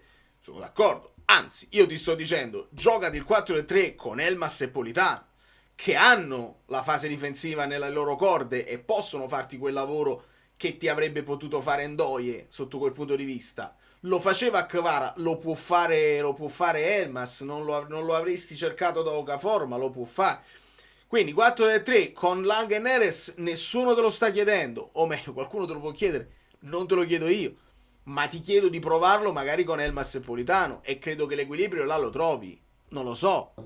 Grazie. Mister, vuoi fare una domanda a Antonio? Sì, Antonio, volevo solo chiederti una cosa. Sì, Ti ho sempre visto vivo, attento, grintoso in panchina. Mi è sembrato questa sera subito rassegnato. Sai che è vero, l'ho visto anche io, un po' pensieroso e non attivo come al solito, è vero. No, rassegnato no, assolutamente. Scusa, non trasmettevi gioia, ecco. È gioia. Ma guarda, io gioia non l'ho mai trasmessa, al massimo gioia perché è difficile trasmettere gioia durante la partita, perché lì è fatica, e posso trasmettere rabbia, cazzatura, la famosa cazzima, questo sicuro. Io penso che il primo tempo noi, tutto sommato, è stato un buon primo tempo. Il secondo tempo ci sono determinate partite non era il solito, è questo che non si vedeva, hai capito? Proprio molte volte il tuo atteggiamento aiuta la squadra, capito? Invece mi sembra di passare. Io cerco di aiutarli sempre. No, ma io cerco di aiutarli sempre. Poi ripeto, sarà stata sicuramente colpa mia che magari ero meno aggressivo in panchina oggi, e quindi abbiamo perso 6-2. La prossima volta porto una frusta e uno sgabello come domatore di tigri. Lo salutiamo, lo ringraziamo. Grazie. Ciao, ciao. Vabbè, domanda che secondo me era legittima, gliela poi posta male, nel senso la domanda era legittima, perché anche io me lo sono chiesto, lo vedo un po' più moscio in panchina. È chiaro che se poi tu dici non hai trasmesso gioia, dai il fianco a Conte di rispondere a cazzo, perché questa è una risposta a cazzo, è colpa mia che abbiamo perso 6-2 perché non avevo la frusta in panchina, non ho trasmesso quelle cose là. E purtroppo, vedi, mo questo penso fosse Capello, ma ecco poi il valore di quello che vorrei da chi è deputato a essere i giornalisti, cioè fategli le domande precise, c'è un modo di arrivare a capire il profondo di certe cose, però la devi fare bene. Io non me l'aspetto da Capello la domanda precisa, me l'aspetto da altri, domande che possano scoperchiare delle situazioni che ci possono far capire un pochino quello che sta succedendo anche all'interno della sua mente, oltre che nello spogliatoio. Però se lui non sta bluffando e mi dice questa è la situazione dove ho trovato più equilibrio e voglio continuare così, devono migliorare di molto le prestazioni individuali, perché siamo comunque vulnerabili e quindi dobbiamo essere molto perché io non credo che la difesa, certo forse magari con il ritorno di Rachmani si aggiusta un pochino, devi ritrovare il miglior Buongiorno che oggi non hai, Di Lorenzo, però devi avere, a quel punto è stata una scelta consapevole, dice io non ho una difesa blindata, devo cercare di tenere il pallone il più possibile e attaccare. Se ti riesce segni è un conto, se poi segni ma te ne prendi altri 6 dopo, ovviamente non ne usciamo più. Allora leggo altri messaggi. Non prendete l'orgoglio, sì, ve l'avevo detto che era quella una cosa. Rimborsare i tifosi, senatori indecenti da inizio anno su tutti i GDL, meglio Mazzocchi a sto punto, fisicamente a pezzi, è un mercato che fa pensare per adesso. Ritiro, blocco basso e 5-3-1-1. Io non lo so se questa è una soluzione feasible. Cioè, invece di poi andare a migliorare, ti chiudi dietro e te lo fanno lo stesso il gol, e che cosa fai? Non hai nemmeno provato a giocartela. Non lo so. Conte, ripeto, è successo questo con l'Inter, che lui aveva provato a essere più propositivo e poi è tornato un pochino sui suoi passi. Non lo so se lo vede possibile fare con questa squadra, perché quello che ci ha detto è qualcos'altro, quindi non di cambiare tatticamente. Io la mia proposta umilissima, perché che ne so, non ne so proprio niente, l'ho fatta, non lo so se siete d'accordo, ma questo è, voglio continuare a ascoltare i vocali, ma voglio anche invitare Guido, quindi io mi sposto un attimo di qua, clicco, copio, mi sposto un attimo di qua, è un po' macchinoso ragazzi, ma seguitemi gli accordi e statemi dietro, perché è solo così che si può fare. Guido sta qua, non lo so nemmeno se ci sta, perché oramai facciamo tutto in diretta. Io lo sapevo che lui non voleva proprio essere invitato più, se lo vuole fare, se ci vuole dare una mano a leggerla anche in un altro modo. E ritorniamo alla situazione dei vocali, se riusciamo a farlo. Io vi ringrazio nel frattempo, mamma mia, siete su notte inoltrata, siete più di 1000. Non lo so se avete lasciato dei like, fatelo per me, datemi una mano, insomma, sotto questo punto di vista. E ritorniamo ai vocali. E Diego. Ciao Vale, complimenti per il coraggio di Grazie. fare la live. Solo un abbraccio a tutti noi tifosi del Napoli, perché questa sera è una brutta serata. Questa non si dimentica facilmente, è un trauma. Questo 21 ottobre ci resterà impresso a tutti. Vergognarsi un po' tutti, Sì, quelli che sono stati in campo, quelli in panchina, senza dubbio. e ripartire in qualche modo, anche con esclusioni eccellenti. Chi non ne ha non gioca. Preferisco Ambrosino, ragazzi. Preferisco Vergara se uno dei tre a centrocampo non ce la fa. Per favore. Perché va bene tutto, ma le umiliazioni no. Questa è brutta. Questa è brutta vera. Lo so, Diego, alla fine ho fatto pure io questo discorso distinto, cioè metti Giovanotti perché serve una scossa. Amici bellini, solitamente mi piace condividere tramite vocali, grazie al canale gestito egregiamente da Valerio, le mie sensazioni e soprattutto in maniera amatoriale gli aspetti tecnici o tattici. Questa volta voglio far presente che il PSV Eindhoven è stato molto più aggressivo e combattivo, nonostante le lacune difensive dei difensori centrali, ma soprattutto ci tengo a farvi notare i gesti tecnici insufficienti di alcuni dei giocatori del Napoli, che spesso ti permettono di iniziare o concludere azioni pericolose. Esempio Lucca, il controllo sbagliato davanti all'area, allungandosi il pallone, o Di Lorenzo spesso temporeggia troppo con il pallone tra i piedi, cercando probabilmente di trovare la soluzione più giusta, quindi probabile. Mi hai ricordato, caro Andrea Giuliano, che McTominay l'ha messo in porta 2 volte a Lucca. All'inizio, proprio quando tira fuori il po' strozzato, il secondo passaggio che gli fa McTominay da trequartista puro, e Lucca fa anche una buona idea, cioè il modo in cui allarga il piede per il controllo orientato in avanti, poi se l'allunga un po' troppo, ma era bellissima. Là ti serve quella sensibilità dell'attaccante col piede buono. Comunque, manca fluidità, manca convinzione, manca consapevolezza delle proprie capacità, e per favore qualcuno faccia riposare Di Lorenzo, insufficiente nell'episodio come con Holland, sulle gambe molto spesso. Mettiamo Spinazzola a destra, per favore, per 2 o 3 partite di fila, e facciamo giocare Gutierrez, che anche se a Conte non piace. Insomma, è l'unica soluzione, l'unica alternativa, e basta, speriamo. Non lo so se a Conte non Poi, piace. Ti un faccio ritorno di Højlund presto, e Lukaku, insomma, comunque stiamo goiata, speriamo. Ciao Valerio, grazie, un abbraccio. Quando vieni a Napoli, caro? Grazie a te, a Napoli ne parliamo l'anno prossimo. Però sì, non lo so se a Conte non piace Gutierrez. Io penso che gli piacerà a un certo punto, e se non è Gutierrez ci piace di più Oliver, gioca Oliver. Ma l'idea di mettere Spinazzola un pochino a destra per far rifiatare Di Lorenzo, io non mi sento di escluderla. Mi sento che si può chiedere. Non ti aspettare troppo dei discorsi di Conte, ci sono pochi pezzi. Purtroppo io vorrei tutto un documentario su tutto, solo quello, che poi me ne fotta assai. Le emozioni già le ho vissute, non li devo rivivere quelle emozioni là della vittoria. A me mi interessa dietro le quinte che non si è visto, ma interessa solo a me. Ok, schierare sempre i migliori, ma se quei migliori non sono in uno stato di forma, garantisci, che fai? Di Lorenzo meglio di Mazzocchi, ok, ma questo Di Lorenzo, appunto, rientriamo nel discorso di giocarti Spinazzola di là. Valerio, ti volevo chiedere un parere tattico che ha permesso. Quali sono le condizioni di questa partita che hanno permesso a McTominay di esprimersi come l'anno scorso in maniera offensiva, essere incisivo? Ecco, grazie, ciao. Si è Non è vero, Luca, Elmas non c'era niente. si è mosso di più, l'hai visto molto più spesso anche a destra, e in fase propositiva, ti dico proprio chiaramente, Spinazzola arriva fino in fondo, quindi il disequilibrio del Napoli asimmetrico, la fascia la occupa tutta quanta Spinazzola, quindi McTominay può andare a riempire di più l'area, e si è proprio visto nel gol, perché Spinazzola riempie tutta l'area e arriva a mettere il cross, e McTominay si fa trovare al centro.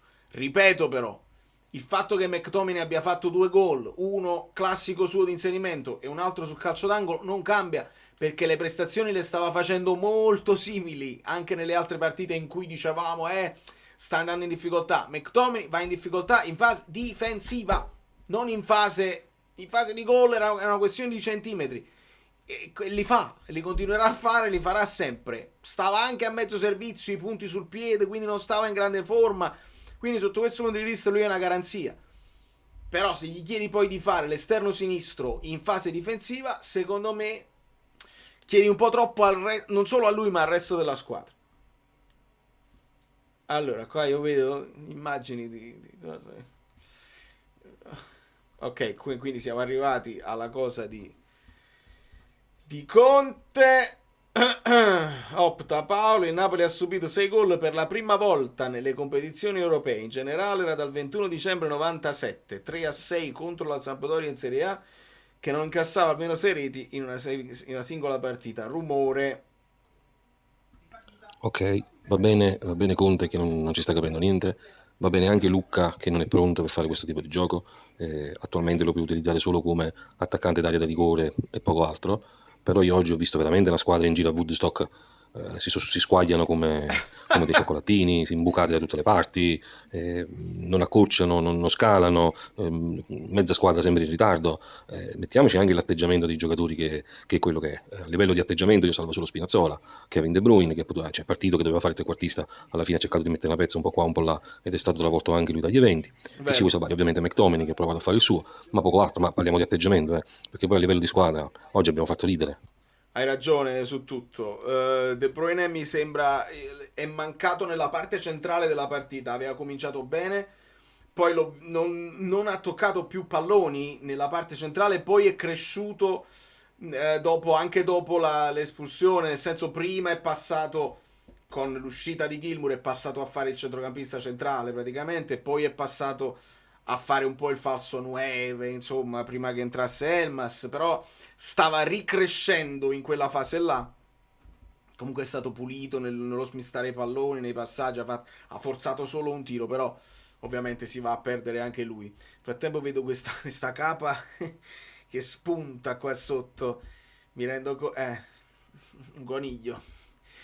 Conte in conferenza dice apertamente che c'è qualcuno che antepone l'ambizione personale al bene della squadra. Io sinceramente le trovo affermazioni al limite del delirante. Allora, questo poi, perché ricordatevi che si parte sempre da quello che si dice in intervista e poi si arriva in conferenza.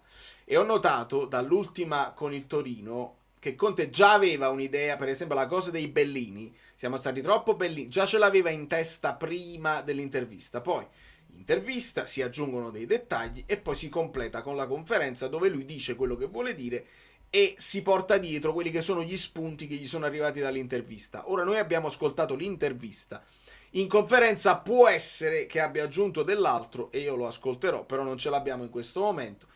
Ambizione personale a bene della squadra, roba grave che non possiamo proprio accettare.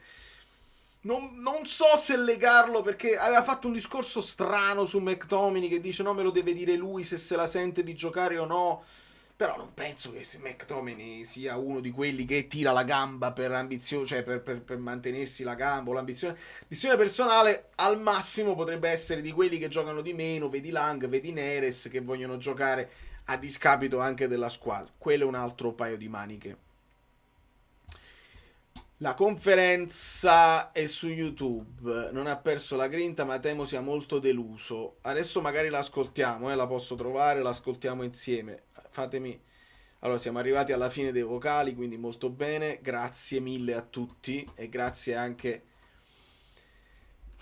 Ascoltiamo anche la conferenza, sperando che non si ripete, ma se mi dite che dice delle cose importanti, io le voglio ascoltare. È sul sito sul Napoli o la devo cercare a casaccio, perché la posso trovare a casaccio. Conte conferenza PSV, vediamo se la trovo subito.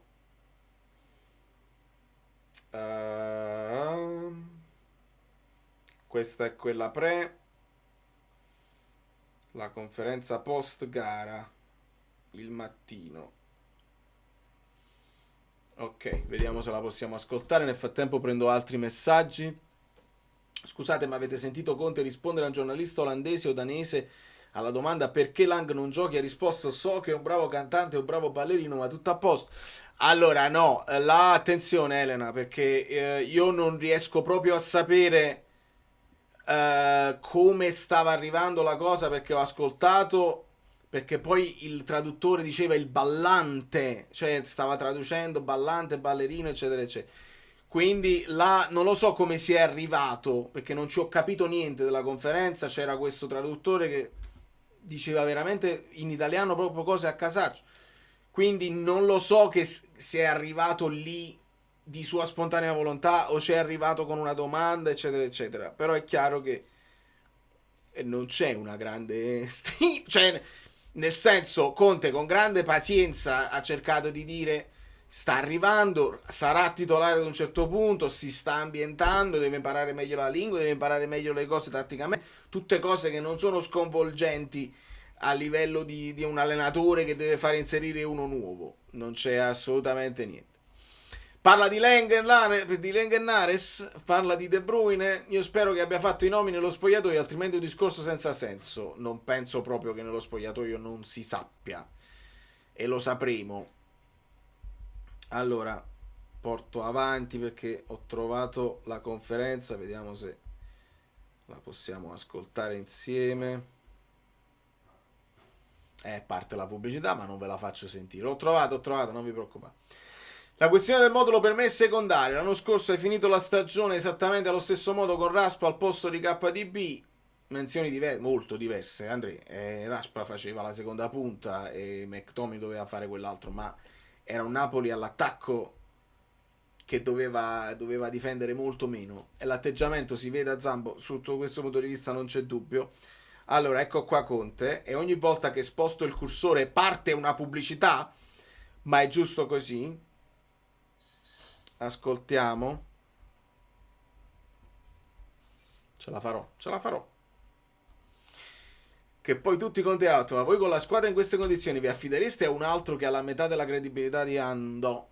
Perché forse solo lui potrà trascinare appresso tutti, come la vedi? Hai ragione, al 100%, ma il discorso Conte out, veramente dovresti tornare a una situazione perfetta di uno Spalletti, che però uno Spalletti, una cosa è lo Spalletti che si fa i 2 anni con noi e arriviamo là, e una cosa è uno Spalletti che anche lui ha perso credibilità dopo quello che è successo in nazionale, e comunque avrà i suoi figli e i figliastri, perché è uscito il nome di Spalletti, perché ovviamente noi torniamo ai fasti di quello che ci è piaciuto, ma chi altro? E dicevo il fatto di Spalletti perché Spalletti va a finire che se non ci muoviamo o la Juve o la Fiorentina qualcuno se lo va a pigliare, ma ti vai a chiamare un Palladino che al di là di oggi, che sarà una partita particolare, un secondo tempo particolare, nell'ultimo periodo il Napoli è da 8 partite che incassa gol, questo è molto strano per una sua squadra, anche la seconda rete subita oggi. Ma che sotto c'è sta un traduttore Un uomo che parte dalla sua metà campo e va in porta senza nessuno davanti è molto anomalo. Cosa è cambiato rispetto all'anno scorso, dove la squadra aveva una solidità? Anche Di Lorenzo l'ha riconosciuto oggi nella sua dichiarazione post partita. Per quello che riguarda il secondo gol, noi la palla l'avevamo presa, poi quello che abbiamo fatto successivamente, abbiamo commesso 2 gravi errori e quindi sono partiti poi in contropiede. Per quello che riguarda la fase difensiva, quando concedi i gol che hai concesso oggi, sicuramente fai fatica, no? Fai fatica a dare delle spiegazioni e ci sono anche degli errori che ci può essere durante una partita, degli errori anche singoli e non di squadra.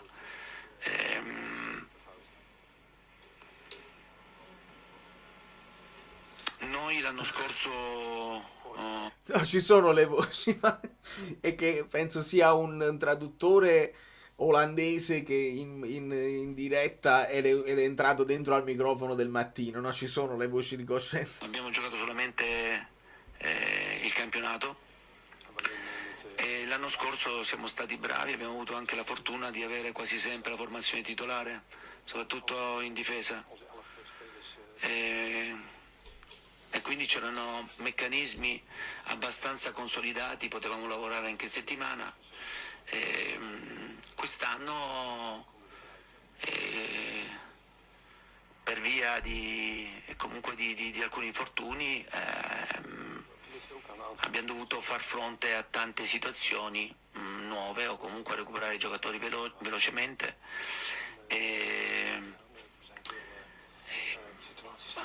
sicuramente l'anno scorso c'era molta più stabilità a livello sia di formazione e quindi di decisioni.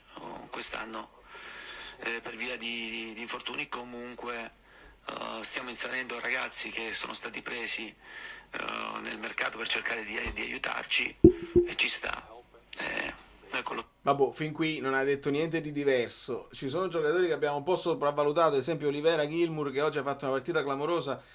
per il PSV, Buongiorno che senza Rachmani sembra perso. Io penso che Buongiorno si deve rifare proprio fisicamente. L'ho visto fuori fase, l'ho visto farsi saltare. Buongiorno aveva dalla sua un record di non farsi saltare mai in dribbling da non so quante partite. Oggi lo puntavano e lo saltavano tranquillamente.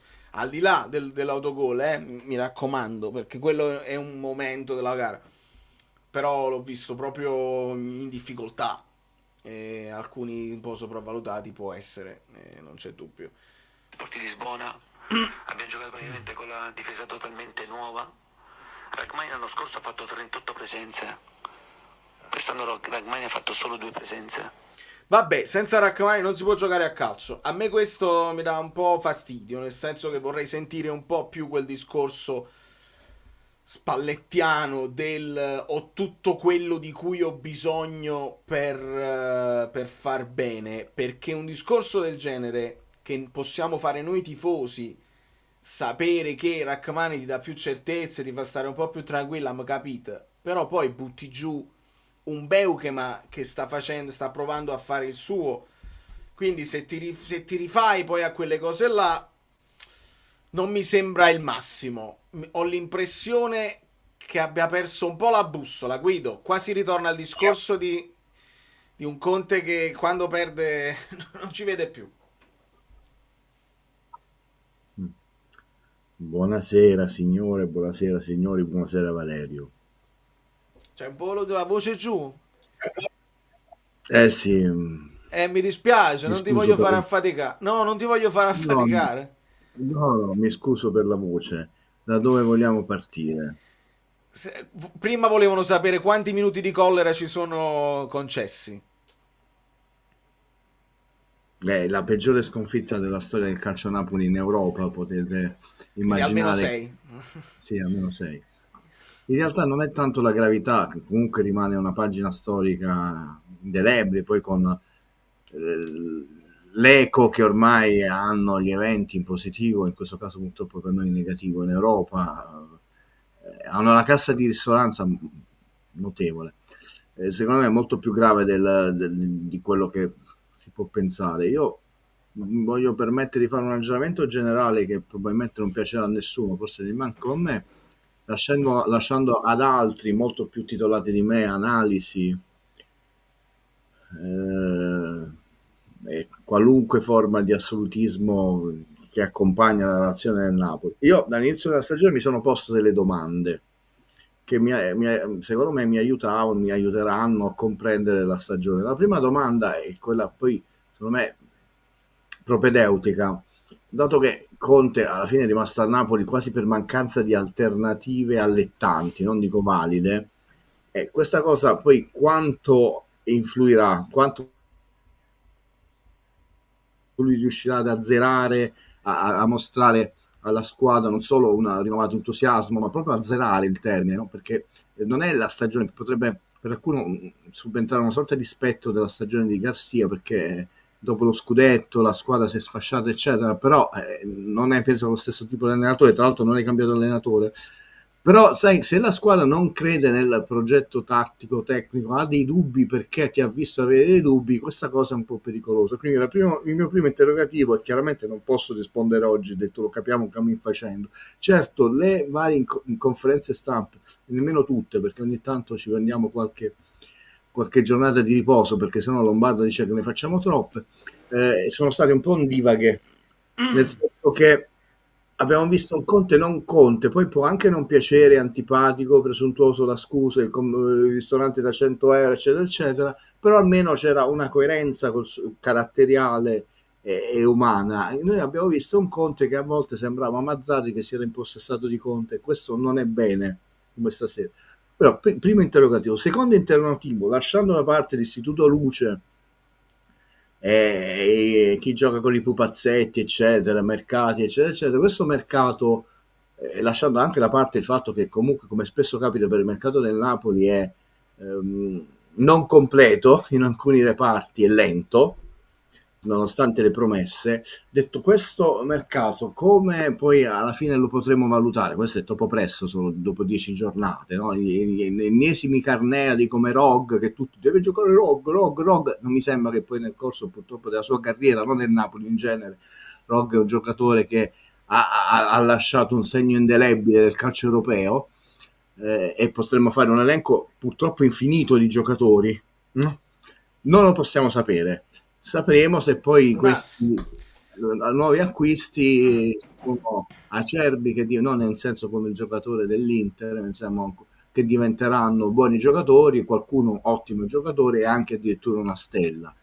Serve del tempo. Quindi secondo interrogativo, certo è un mercato che, a dispetto della narrazione dell'Istituto Luce, 200 milioni, sigari, si stanno con le pezze al culo, è stato un mercato molto lento, perché poi alla fine abbiamo fatto allenare bene dei giocatori che stanno giocando in altre squadre è incompleto, perché non abbiamo il terzino destro per spostare finalmente Di Lorenzo in un ruolo di non dico riserva di lusso. Quindi noi abbiamo Di Lorenzo e non abbiamo il sostituto di Lorenzo. Il Napoli è la squadra di vertici big che si è indebolita a dispetto dell'Istituto Luce, perché ha gli stessi 11, vabbè, è cambiato adesso il portiere, però diciamo non è che c'è una differenza abissale tra uno e due. Hai perso Kvaratskhelia, che è stato, se non ricordo a memoria, ma sbaglierò, 17esimo e 12esimo nel 2023-2025 nella classifica del pallone d'oro. Poi sarà storia Neres, queste cose qua, però continua a segnare. Il ragazzo ha vinto la Champions League, la Supercoppa Europea, eccetera eccetera, secondo del campionato del mondo per club,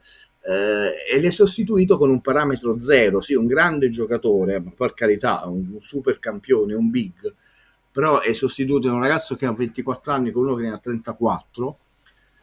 E qua ci poniamo un anti-interrogativo, perché è il terzo. Questa squadra, il Napoli, e questa società è pronta per inserire anche a fine carriera, in tarda carriera, verso la fine della carriera di un giocatore di 34 anni e verso la fine ancora non è finita, una superstar, un big come fu Ronaldo, la Juve, eccetera, perché con gli allenatori top non lo siamo stati pronti. Benitez è arrivato troppo presto, ma è stata una scossa. Ancelotti è arrivato al momento giusto, è stato un disastro. Adesso siamo pronti per inserire questa tipologia di giocatori, perché Gattuso è stato crocifisso in sala mensa dicendo anche una serie di bugie clamorose, visto che poi nel libro Ibrahimovic racconta una storia diversa, quindi dovremmo credere al diretto interessato, perché non volle Ibrahimovic. Quando Ibrahimovic dice io non so che allenatore ci deve essere, perché forse stanno cacciando Ancelotti, quindi vabbè, comunque lasciamolo perdere. Vedi, ma noi all'epoca saremmo stati, perché si dice vedi, lui è l'uomo che avrebbe fatto migliorare, cioè, adesso noi questa tipologia di giocatore ce l'abbiamo, vediamo per esempio se ci aiuta a uscire fuori dal pantano, dalle sabbie mobili. È un altro interrogativo. Azzeriamo questi tre interrogativi che sono un deficiente. Diciamo che Conte non ha mai manifestato questi dubbi di restare a Napoli, che la campagna acquisti è ottima, eccetera eccetera eccetera, e hanno ragione l'Istituto Luce e i pupazzetti. Beh, Conte ha un rendimento tra campionato in Europa molto diverso nella sua storia di allenatore, non quest'anno. Poi abbiamo già preparato due schevetti.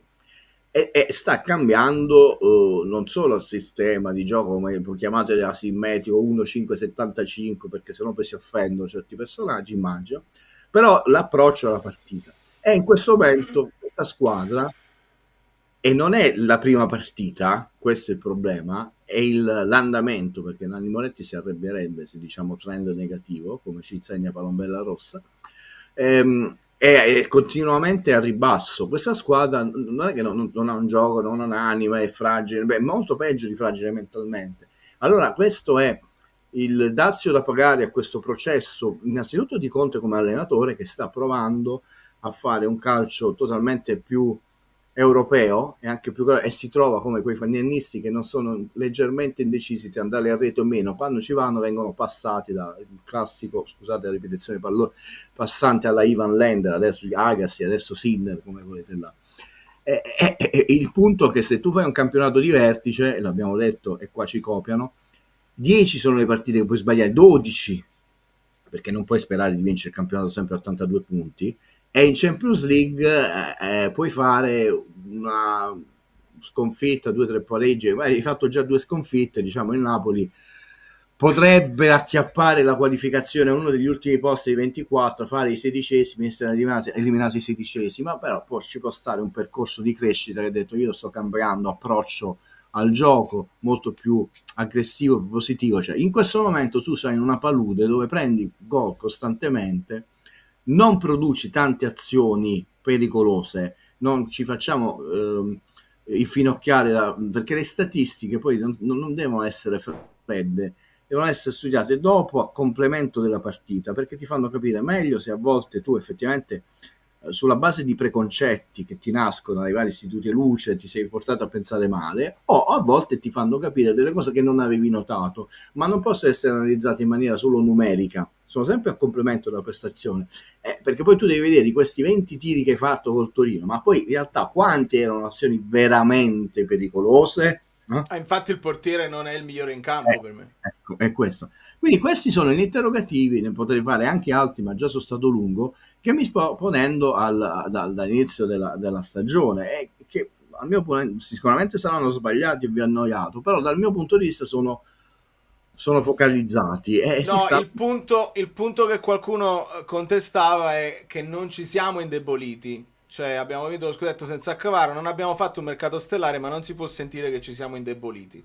Cioè siamo gli stessi giocatori dello scorso anno con un anno vogliamo in più. andare vogliamo andare ragazzi, cioè se vogliamo, ma questi sono gli effetti delle merendine, dei pupazzetti, dell'Istituto Luce. Siamo gli stessi giocatori, non il Paris Saint-Germain che può creare una dinastia perché ha l'età media di 23, 9, 24 anni, ma una squadra che ha un'età media di 30 anni.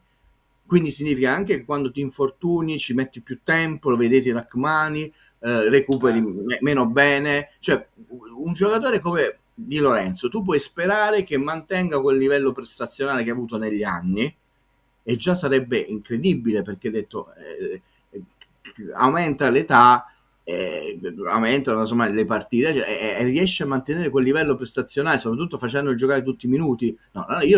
È un'opinione, io la rispetto perché sono veramente un democratico, ma non la condivido, perché lo stesso 11 è ovvio che da un punto di vista della carriera, del carisma, dei numeri, degli astri, dei record, di trofei vinti, De Boer è superiore a Kvicia. E il punto è se quel giocatore... Sì, ma perché continui a mettere De Bruyne e Kvicia nella stessa frase? Kvara è stato sostituito da Lang. Cioè, no, questa è una... ma perché? Scusami, non fanno lo stesso ruolo, non stanno nella stessa zona. Questo è l'equivoco. Perché secondo me questo è l'equivoco. Il problema è che De Bruyne ha sostituito McTominay e McTominay sta sostituendo Lang, sta sostituendo Kvara, creando poi tutta una serie di scompensi anche tattici che non ti ritrovi più. Conoscendo la furbizia di ADL, no? Sì, sono d'accordo. Attenzione, io non è che dico questa. Hai detto, vedi, io la stella te l'ho preso. Abbiamo perso una stella, ma una stella che là, e adesso te ne ho presa una meglio. Però purtroppo quello l'abbiamo introdotto un paio di live fa, questo tema qua, sarà difficile da far arrivare a tutti. Allora, mi spiego meglio. Uno dei difetti, avevo fatto tante cose belle nel Napoli in queste 21 stagioni, cioè, non lo sappiamo. È che a volte, e ce lo dicono i fatti, no? Cioè, abbiamo una letteratura immensa, cioè veramente forse di più di 50 giocatori, da quello che assomiglia a Kirk Douglas, non che io non mi ricordo il nome, così lo introdusse De Laurentiis, andate a rivedere. Vi ho preso il secondo regista Valdifiori, l'ho preso io, no? Che fine ha fatto? Veramente non ve li cito. Vargas e Mazzarri andò in conferenza stampa e disse io non so chi sia, non lo conosco, e già ti fa capire che non l'avrebbe schierato, dove il presidente, il direttore sportivo e l'allenatore sembravano di 3 società diverse. E i risultati sono stati, quando c'erano queste operazioni di queste persone che sembravano, uno sta al Sassuolo, uno alla Juve, uno alla Roma, invece erano tutte e 3 del Napoli, sono stati disastrosi. Sulla qualità tecnica, umana, caratteriale, carisma del Blon, ma saremmo ridicoli a discutere. Il punto è la plausibilità, l'utilità di questa operazione all'interno del nostro ingranaggio. Detto, per come è furbo De Laurentiis, che quando a volte poi faceva ricadere il mercato di gennaio, ho detto, valeva doppio, no? Ho detto, ma io ho già speso. Allora, quello è il sostituto nella sua testa, e come lui l'avrà impostato. Vedi, noi intanto stiamo partendo da una stella assoluta. Da un punto di vista tattico, come dice Guido, fa tutt'altra cosa. Tra l'altro, ancora adesso non sappiamo come valorizzarlo meglio e far valorizzare la nostra squadra. Altro equivoco tattico. Tu dici, quello è il sostituto, perché Neres aveva tolto il posto perché storia a Kvaratskhelia, ha tanto tolto il posto che se le ha autotolto a se stesso il posto Neres. Cioè, rendetevi conto degli equivoci che stiamo cioè, gli ha tolto il posto, poi ha detto, siccome così non bravo, perché l'ha detto l'Istituto Luce, sono talmente bravo, non gioco, come facevo, mi offendo, non voglio giocare. Il sostituto, che forse è di Lang, cioè, non gioca. Siamo di fronte a un equivoco tattico, Valerio, o no? O non lo possiamo dire? Senza dubbio. Io poi mi chiedo anche sugli altri giocatori, perché Davide dice Luka, Beukema, Savic sono tutti voluti da Conte. La colpa è dell'allenatore, punto e basta. Ma l'11 titolare è lo stessissimo, e abbiamo 10 partite, Valerio, che ce lo dicono. Non poi ci sono stati gli infortuni, quindi l'11 titolare è lo stesso dell'anno scorso, che con forza, con grinta, con carattere, un pizzico di fortuna ha vinto il campionato. Però quest'anno tu c'hai 8 partite sicuro, le devi fare, non penso che ti puoi ritirare di Champions, e 2 di Supercoppa, quindi sono 10 in più. Diciamo che ti fai eliminare come l'anno scorso, invece che dalla Lazio, dal Cagliari in Coppa Italia, però c'hai 10 partite in più rispetto all'anno scorso. Quindi non possiamo uscire dalla Champions per concentrarci subito in campionato. Sì, dobbiamo, è una cosa che dire. E questa cosa ha un peso valutato, tant'è vero che Conte, cioè, questo sparacchio lo sta mettendo sempre in piazza. Però i titolari sono gli stessi, no? D'altronde è quello, no? Noi sappiamo, Di Lorenzo gioca, Buongiorno Rachmani, se è fortunato Rachmani, anche Buongiorno sei stato, però se no giocherebbero loro. Spinazzola non gioca più Anghissà, Lobotka e McTominay, e i tre, perché gioca De Bruyne in una posizione diversa, Politano e Lukaku. Si è fatto il sostituto di Lukaku, quindi Lukaku è titolarissimo, sappiamo, tutta la preparazione, tutta la squadra è stata incentrata su Lukaku, e Lucca, che non mi dite che in questo momento è più forte di Raspadori o Simeone, perché dice no, abbiamo preso l'abbiamo preso dopo l'infortunio di Lukaku, e comunque non sarebbe il titolare, cioè l'11 titolare è lo stesso tranne un giocatore che dal punto di vista della sua storia ha un peso specifico enorme, ma in questo momento in campo con lui non abbiamo fatto un salto di qualità. Le altre squadre qualcosa hanno cambiato, e detto che questa squadra non aveva bisogno di almeno un titolare, non dico per reparto, ma no, uno al posto di Politano, perché Politano era il vice di Lozano, l'abbiamo fatto diventare titolarissimo, ma come fai a toglierlo? Ok, senza considerare che non abbiamo il vice di Anghissà, il vice di... L'unico che diventa titolare è il portiere, perché Meret è ufficialmente uscito dalle rotazioni. E qua ti voglio, perché dovranno attaccare Conte, e allora uno dice, lasciando da parte storie, tutte queste cose qua, può mai essere, perché quindi non è Gattuso, Fantozzi in sala mensa, ma se noi abbiamo avuto Gattuso, Spalletti, che fino all'ultimo, ricordate che il Napoli provò a prendere il portiere, che poi non si volle abbassare lo stipendio, Gassia è quello che in realtà ha rotto meno le scatole sul portiere, no? Ancelotti, cioè, qualunque allenatore non gli ha riconosciuto a Meret questa leadership indiscussa, e se si riusciva a trovare, non dico di meglio, anche là, e sono tutti allenatori diversi uno dall'altro per età, esperienza, sistema di gioco, là, tutti là, e adesso anche Conte.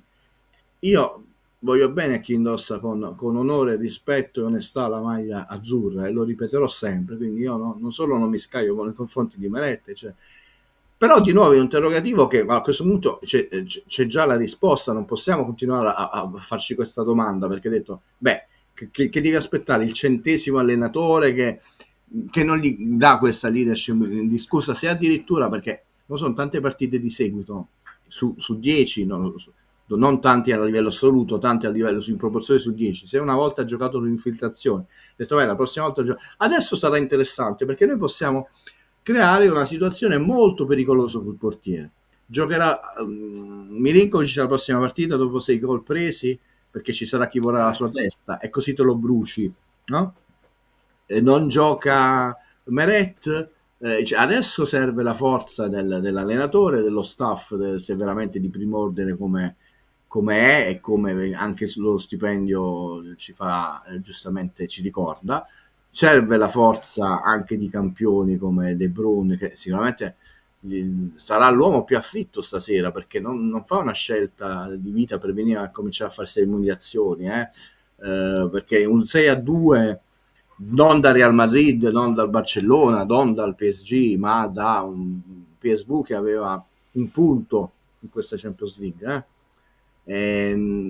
a questi campioni non va giù, perché ovviamente hanno un orgoglio enorme, se no non avrebbero fatto questa carriera. Quindi adesso sappiamo che prenderemo mazzate dall'Inter, e la domanda è quanto, perché quelli dicono no, ci sarà il riscatto di orgoglio, e come l'Inter la squadra è proprio allo sbando. Oggi è stata una prestazione commovente, molti diranno vergogna, imbarazzante, no, in realtà era commovente, con un arbitraggio imbarazzante invece, perché tu non puoi consentire questi personaggi così permalosi.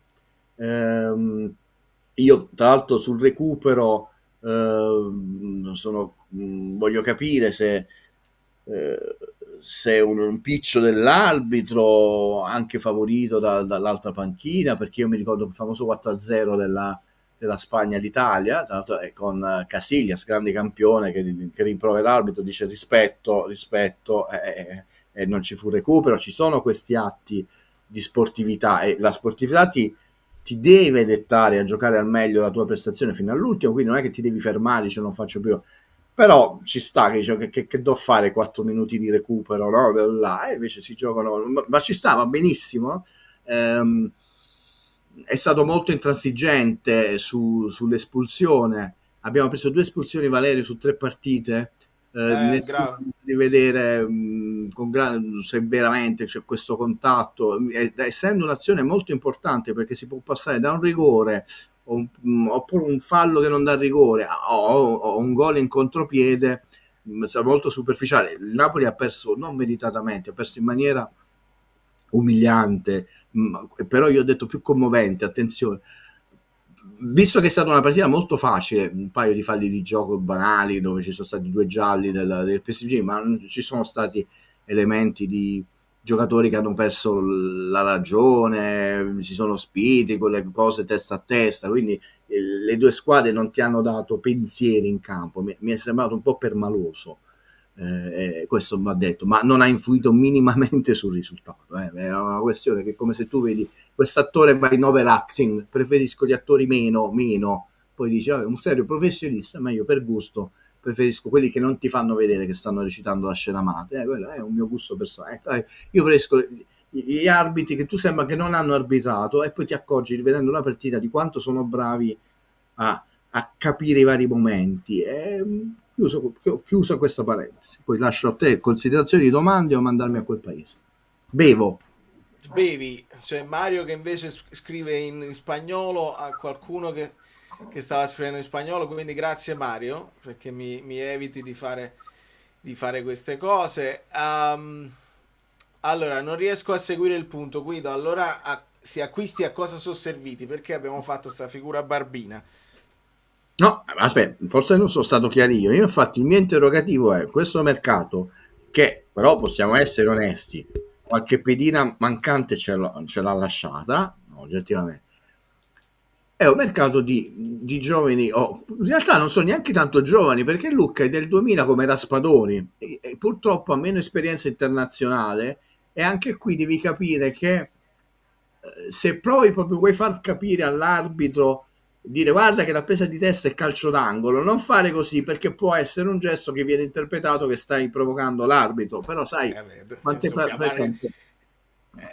Ma al di là delle presenze, io penso che anche in allenamento abbia questa freddezza di sapere però questo è un altro esempio. Quindi questi qua servono per fare un percorso. Conte ha messo le mani avanti, Ragazzi, sia in campionato e in Europa non si transige, infatti ora vi faccio vedere, se Valerio è buono, fa vedere questi due banalissimi schemetti, ma sono secondo me molto utili per far vedere, anche perché non è una partita singola dove tu puoi avere l'emotività della sconfitta, della delusione, che ti porta anche, non parlo di Valerio, del suo canale, a eccessi di volgarità, di ira, che ve lo anticipo, cioè le medie vittorie di Conte nei vari campionati italiano e inglese sono molto alte, cioè tranne un'occasione o due, sempre sopra il 60%, in Europa sono bassissime, scende del 20%, perché in Europa si gioca un altro calcio, è molto più tecnico. Questo non lo vogliono capire, che anche una squadra che in teoria ha meno blasone va rispettata per quello Sì, che è il anche suo Conte deve approccio. fare il suo percorso, e tu oggi hai visto, no? Poi c'è un altro interrogativo che non è provocatorio, perché ci si sta soffermando sugli infortuni, accusare questo fantasma grigio dei medici, ma siamo sicuri che in questo momento la preparazione atletica del Napoli è ottimale? Perché più di un giocatore dice Haaland è un fuoriclasse, questo è Conte nei vari campionati. Atalanta era appena all'esordio, Juventus, Chelsea, Inter, Tottenham e Napoli. Vedete, chiudendo l'Atalanta, perché era proprio l'esordio in Serie A, parlo solo di Serie A ovviamente, sono medie mostruose. È chiaro che aveva spesso la squadra più forte, ok, però tranne appunto il secondo anno il Chelsea, quando doveva fare anche l'Europa, cioè non è mai sceso sotto il 53, ma spesso sopra il 60, la media generale è 65-78. Fai vedere in Europa come scende con le stesse squadre, non è che andava a allenare poi il Sassuolo o il Chievo Verona, e non scende di 1, 2, 3, 5 punti percentuali, scende di tantissimi punti percentuali, perché poi nella nostra convinzione di vari istituto luce, con quello si batte, quello in fondo chi sei? Siamo noi la Cenerentola in Europa, che abbiamo un ranking basso, non abbiamo mai fatto una semifinale, non abbiamo una continuità dove dici tu ogni anno passi i gironi e fai gli ottavi, poi viene eliminato, no, un anno li passi, un anno non passi i gironi, la gente si diventa, e tra l'altro l'asterisco perché fu eliminato in Champions, quindi è aggregate, no? È aggregato tra la Champions League Champions e l'Europa e l'Europa League, infatti una vittoria in Champions, 5 nella, vedete 50, 42, 37, 58, 16, 36, 36, 33, tranne l'Inter, ma fu eliminato in Champions League ai rigori, quindi si alzò la media con l'Europa League, è non molto più bassa, è tanto più bassa, ed è la stessa persona con gli stessi giocatori, no? Ragazzi, riuscire a arrivare a 2-3 punti, a 5 punti di media, per chi conosce banalmente la matematica, neanche la statistica, non voglio, serve veramente tanto, cioè devi fare veramente tanti filotti. Avere queste medie significa che è più qualitativo il campionato in Europa. Allora Guido, la partita contro l'Inter in poche parole quanto vale? No, è tutta la stagione. È tutta proprio per non mettere pressione. No, ma è così, perché ce lo siamo detti tutti, cioè se tu batti l'Inter puoi rivalutare, cioè no, ma non per i 3 si punti, apre una crisi, perché quelli poi incominci vari Auriemma e Sodia, perché in fondo siamo a soli, siamo partiti che tu sei in testa, sei ancora secondo, in fondo siamo a 3 punti dalla Champions, queste cose le abbiamo già sentite. No, è perché nello sport l'aspetto psicologico è fondamentale. L'Inter ha la possibilità di non è tanto di andare a vincere fuori casa, cominciare a scucirci il subetto, tutte queste cose qua, vedete quest'anno siamo più forti, darti una mazzata psicologica che poi ti servono molte partite per riprenderti, no? Proprio tante, e tra l'altro non lo hai perché devi andare a fare subito la prestazione in Champions, dove tu hai un 6-2 sulle spalle, che ti peserà, perché poi tu giochi con la palla, quindi loro hanno la possibilità di crearti un trauma a lunga percorrenza, quindi non sono i 3 punti, dici i 3 punti li recuperi, ma quanto pesano in questo momento della stagione. Io ve lo dissi, non perché uno è malaugurio, Raga, perdere con Allegri proprio no, in quel modo, ma significa che la squadra è fragile in questo momento, è una squadra incompleta, incompiuta e che ancora non ha capito come giocare, come interpretare le partite. Gli altri saranno brutti, scarsi, ma chi c'ha, ok, però intanto come noi l'anno scorso eravamo proprio minimalisti, perché poi non siamo stati, tranne pochissime volte, spettacolari, dominanti, eccetera. Ma Conte e la squadra avevano idee chiarissime e hanno fatto un blocco su queste idee chiarissime. E poi queste idee chiarissime, questi ponticini che il famoso fieno in cascina ti davano forza, sicurezza, autostima, coraggio, eccetera. Non è questione di essere più bravi, è questione che in questo momento non sai quello che devi fare, quello che non sai lo stai facendo malissimo, sempre peggio. Hai perso col Torino, che è la peggior difesa del campionato, non aveva mai segnato in casa, no? Cioè non è che è una squadra in salute, eh. La Fiorentina sta perdendo con tutte, quindi rivalutiamo anche quella vittoria che era un po' più serena, 3-0, però negli ultimi minuti ma già pensavi alla Champions. Ma non mi sembra che in questo momento la Fiorentina stia offrendo, diciamo, grandi difficoltà agli avversari, a 3 punti. Quindi tu l'hai affrontato in un momento di grande fragilità, cioè tu hai stentato col Pisa, ti è andata bene, hai stentato col Cagliari all'ultimo secondo, e la squadra in questo momento è non voglio dire in costruzione, prima era in costruzione, adesso è in confusione. Roberto dice: questa sera mi sembra impossibile pensare che battiamo l'Inter, firmerei per una buona prestazione, uno 0-0 finalmente con un clean sheet e Meret in porta. Io poi non lo so, uno 0-0 che tipo di impatto potrebbe avere? Pensi di ritrovare un po' di solidità perché l'Inter è una corazzata, eccetera, eccetera? Queste cose io non ci credo, Valerio, a quelle cose, i cambi, perché quando tu sei troppo in crisi, noi abbiamo visto anche altre squadre, non sono, ci vuole tempo, no? Ci vuole tempo, piano piano devi avere fiducia, pazienza e coraggio, e anche, come posso dire, quella forza di ingoiare amaro alcune sconfitte senza deprimerti. Ma la gente che si aspetta adesso, prova di orgoglio, no? Le abbiamo sentite dai colleghi, queste cose mi stancano.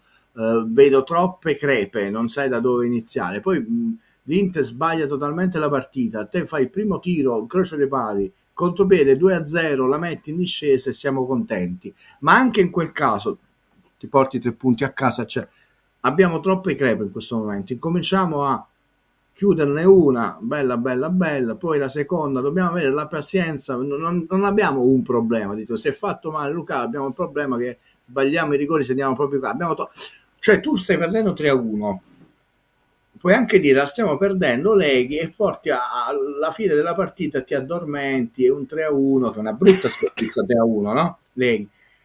E hai preso l'altro, okay? Ma è stato un costante e le azioni che continuano a fare, quindi totalmente in bambola. In Europa questa sconfitta avrà una risonanza enorme, perché la gente vive nel suo vomero e quello è il suo mondo, e invece è un mondo piccolissimo, invece il mondo europeo è molto più ampio. No, se ti aspetti la squadra in ritiro. No, non serve, perché a meno che non c'è qualcosa che veramente non...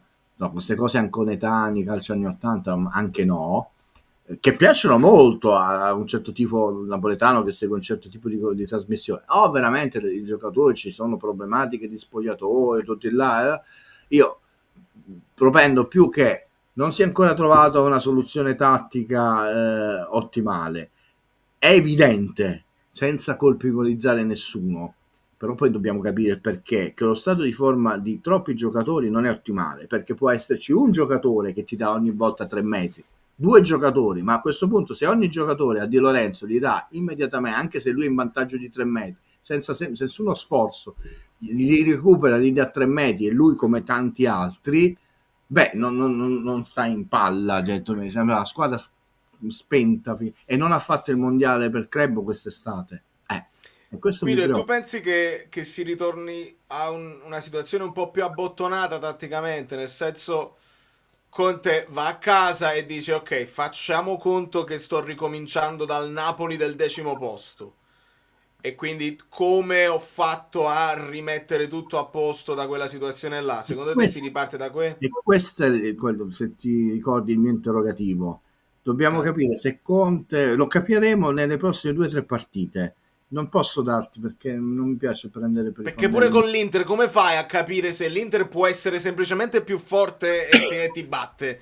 E magari tu hai risolto, però si capirà se abbiamo risolto delle cose. Azzeriamo tutto, partiamo, buonasera amici bellini, buonasera Valerio. Diciamo che Conte, anche per se stesso, per un migliorare il suo status di allenatore sempre più bravo e anche capace di fronteggiare i campi europei con qualità, ha cambiato sistemi di gioco, approccio alla partita, ma questo processo anche per lui che è un vincente e non è indolore, no? E anche per i giocatori che ha inserito, più con la variabile che tu dici, io prima lo facevo con 4-3-3 cambiando dei giocatori perché ho aggiunto qualità alla panchina, tu hai la variabile De Bruyne che non è il sostituto diciamo di campo di Kvaratskhelia, ma l'ho spiegato prima, e ti sei trovato, io l'ho chiamato in questo equivoco tattico perché lo è, no? E adesso che fai? Perché ti è andata bene all'inizio, ma ti è andata bene, e noi appunto vedete, almeno da questo punto di vista non ci potete mai accusare di essere risultatisti. Ha detto ragazzi, ci stiamo prendendo questi punti, ma ci sono delle bavature, lo dicevamo, vediamo che significa. Da un lato è buono perché ci sono margini di crescita, ma non è mai scontato che poi uno cresca, perché può anche fermarsi qui oppure avere una situazione dove tu decresci. Una persona può anche peggiorare, no? Adesso che cosa facciamo?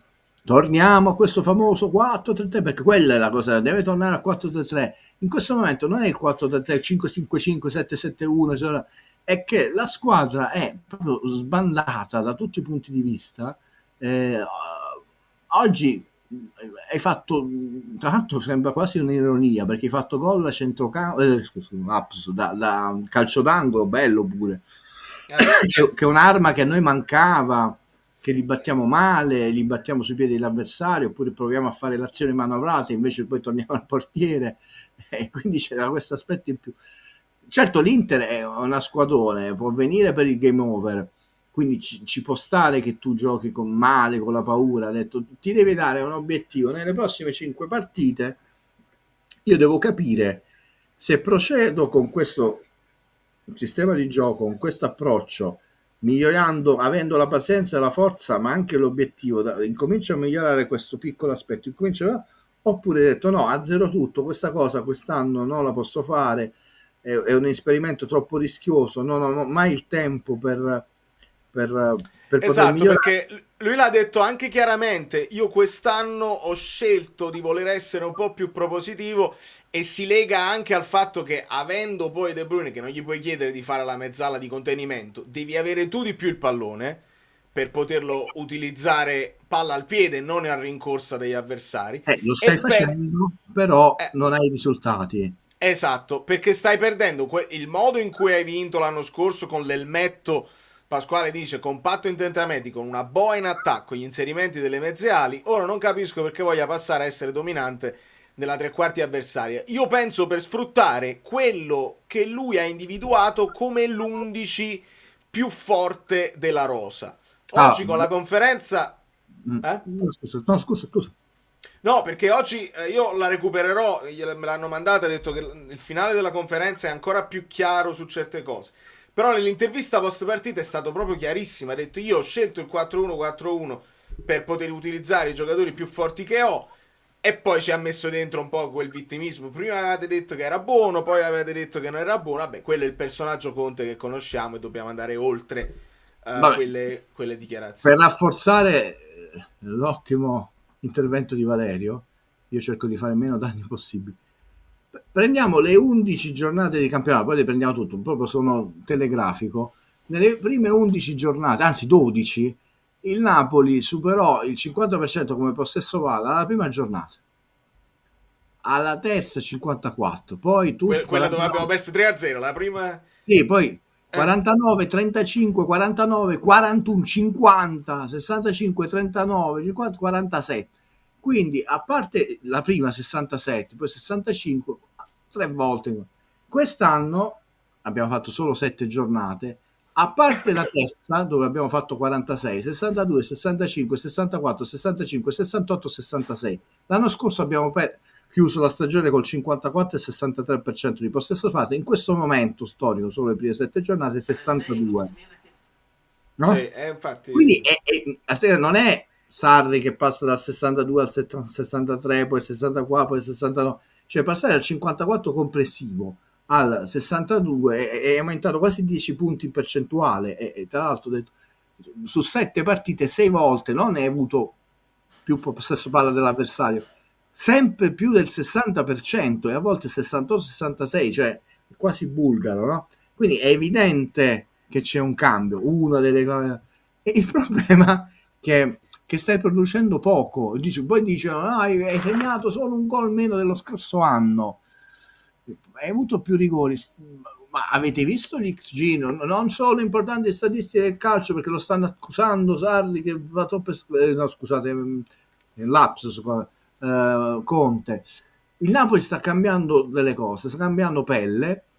C'è chi pensava che questo processo non solo fosse un dolore, ma fosse una cavalcata vincente. Benvenuti nel mondo degli adulti, benvenuti nello sport professionisti, benvenuti nella Serie A, benvenuti nella Champions League. Non è così, cioè paghi dazio, è anche pesante, sia perché è così, e due, ci sono gli avversari che non è che dicono vabbè, sai, ti aspetto, qua migliori, qua il giocatore arriva un po' in ritardo, non ti dico niente, no vabbè, ti battono, porca miseria. No, io ho paura della via di mezzo, perché è quella che si rischia che poi non sei convinto più, visto che stai subendo così tanto di questo nuovo approccio con di più dominio, di più possesso. Però oggi è successo che hai perso anche male, però sei stato dominato, cioè non l'hai dominata tu. Conte non si può portare a casa il finale della partita col Torino, dove dice comunque siamo stati noi nel terzo avversario. Qua non ti puoi proprio prendere niente, se non il ritorno al gol di McTominay, che non era in discussione. È brutto dopo il 4-1, vabbè che sei in 10, perché loro giocavano a pallone e tu sembravi essere neanche impotente, sembravi essere... Quindi ho detto una cosa e mi devi dire se è giusta o sbagliata, cioè quella voglia di vedere uno, e non sempre nell'ambito ovviamente dello sport, ma di fare un fallo anche cattivo, che dice oh basta, non mi puoi fare i triangoli sul 4-1 e vai in porta e fai il 5-2, il 6-2, cioè vedere uno che con amor proprio, un giocatore che dice oh questa non la fai, il 6 non lo fai. Sì, cioè, mi dici una cosa giusta e ti porto un esempio rapido e indolore. L'anno scorso la sconfitta dell'Atalanta fu una sconfitta dove sembravi impotente, fu anche brutta, no? Anche se Conte lanciò subito la sfida, ha detto adesso, poi vediamo. Infatti al ritorno, dove non essendo più simmetrico, non necessariamente sono passati 19 giornate, ne passarono molte di meno, abbiamo vinto noi e anche meritatamente a Bergamo. E fu una bazzata psicologica per Gasperini, parecchio, perché lì ha perso l'idea della corsa scudetto d'Atalanta. E noi invece abbiamo acquisito un primo passo, ho detto ma noi lo possiamo vincere sto scudetto. Perché tu quello che sapevi far bene lo stavi facendo, ma non bastava in quel momento. Ed è stato importante perché ha detto dobbiamo crescere. Oggi non è questo tipo di sconfitta dove sei impotente, è molto diversa. È come se si affrontassero squadre di categorie nettamente diverse. E tu dici, tu hai i dilettanti e i professionisti, che comunque non è che stanno facendo la partita estiva di amichevole, stanno giocando da professionisti, e tu vedi le categorie di differenza. Quindi tu dici, vabbè, tu fai anche un fallo non violento, antisportivo, no, ma rude, per dire siamo dei professionisti, dire compagni, signori, insomma giochiamo a pallone, facciamo che siamo 0-0 e questi 20 minuti finali abbiamo concluso 0-0. In queste partite tu devi essere anche bravo, non è questione di salvare la dignità, ti serve per la partita successiva. La partita è persa, è inutile che sperare come la Puglia. Allora questi 20 minuti dimostriamo che siamo alla pari, e uno ti serve come un allenamento di Serie A, cioè vero, serio, dove tu dici io quei 20 minuti sono veramente alla pari, perché abbiamo concluso la partita, solo quel segmento, 0-0. Può essere utile proprio per non andare in barca. Oggi erano due squadre, nonostante non è una delle top, il Bayern Monaco, il Manchester City, cioè, e questo è un brutto campanello d'allarme, ma se lo si vuole sottovalutare va benissimo. E quindi da dove bisogna partire? Detto, il campo poteva essere quello, ho detto che il capitano, non per lui, ma anche fa una cosa, che prende una palla e la butta provocatoriamente in tribuna molto là, ci fischiano i tifosi, no? Un gesto, sempre nella sportività, che scuote la squadra. Invece tu stavi lì, corriamoci, proviamo, facciamo una cosa, e quelli sono più veloci, più tecnici, più bravi, e non c'era manco questa foga, per quanto semmai sembrava, quando l'epoca d'oro del Basile della pallavolo, che quando si deprimeva perdeva, quando aveva quei 5 minuti incominciava a misciare i punti e diventava irresistibile. Lì a loro l'entusiasmo ha fatto bene, tant'è vero che anche dopo il gol che hanno preso non si sono né fermati, né scossi, né intimoriti. Se durava qualche minuto in più ne facevano un altro. Hanno preso anche un palo mamma mia, scusate. Sabato il debutto maglia Halloween, che come sappiamo porta sempre benissimo. Potrebbe essere in tema con l'argomento. Guido, ti faccio sentire un vocale di Francesco che era a tema. A proposito del discorso che stai facendo mo in live, ho letto le parole di Conti Comprenza, mi dice proprio dobbiamo farci un bagno di umiltà prendendo le parole di Di Lorenzo nell'intervista Sky, quindi c'hai proprio ragione, bellissima sta cosa. Ok, secondo Scusate vocale. per l'invadenza, ma la serata è quella che è. Voglio fare un ragionamento sul percorso e sul progetto, perché vedo gente che sta già chiedendo il Conte out, e per me vuol dire che non hanno capito nulla, non del calcio ma dello sport in generale, perché dobbiamo imparare dagli errori del passato. Mi viene in mente proprio la stagione Garzia, Mazzarri, Calzona, dove te suoni di Garzia e poi è tutto la scatafascio. Vuol dire che non sai cos'è un progetto e cosa significa fare un percorso sotto l'aspetto sportivo proprio in generale. E poi mi trovo in disaccordo con Guido sul fattore della Cenerentola. Cioè, noi non siamo abituati, a mio modo di vedere, a giocare quarti di finale, Champions, semifinali, ma ripeto, le fasi a gironi sì. Cioè, tolto l'anno scorso, per 15 anni consecutivamente, comunque abbiamo giocato le fasi a gironi, e specialmente negli ultimi anni siamo riusciti ad arrivare agli ottavi. Cioè, quindi vorrei capire un po' meglio questa dinamica, cioè questa opinione di Guido in merito. Sì, no, ha ragione, nel senso, io sono molto severo e scrissi un articolo quando mi dilettavo, che poi ho girato a Giovanni, che ringrazio sempre per la gentilezza e la stima, secondo me esagerata, nei miei confronti. Abbiamo fatto una dotta discussione sul concetto, come si è evoluto, di paradosso, che non c'entra niente col calcio. Io credo che ci sia una sorta di schizofrenia tra la considerazione che hanno i tifosi napoletani, una parte, del peso specifico che in Napoli ha un'Europa, con quello che è l'effettiva qualità. Faccio tre esempi. L'esempio di immagine. Lasciando da parte che la società spesso non ha mai mandato un rappresentante, e a me fece male sia a livello proprio umano, quando tu arrivassi in semifinale insomma è quasi conclusa la competizione di Europa League, c'è un cerimoniale molto più solenne quando si arriva alle semifinali. C'era un rappresentante di una squadra, la terza squadra, e non c'era nessuno del Napoli, sappiamo era l'anno di Benitez. Allora dice Guido stesso, sono cretinate.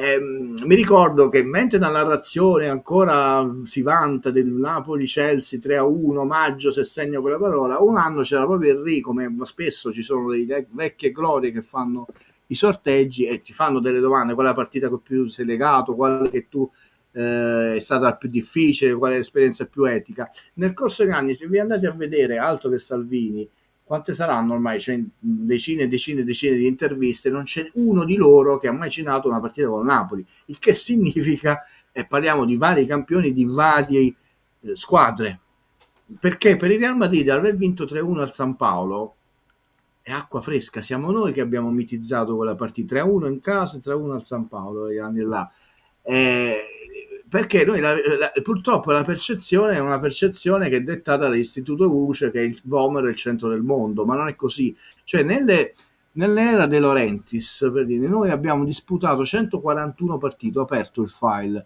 nelle competizioni che sia Europa, Champions League o UEFA, ne abbiamo vinte 68, il 48%, no? Ne abbiamo pareggiate 31 e perso 42.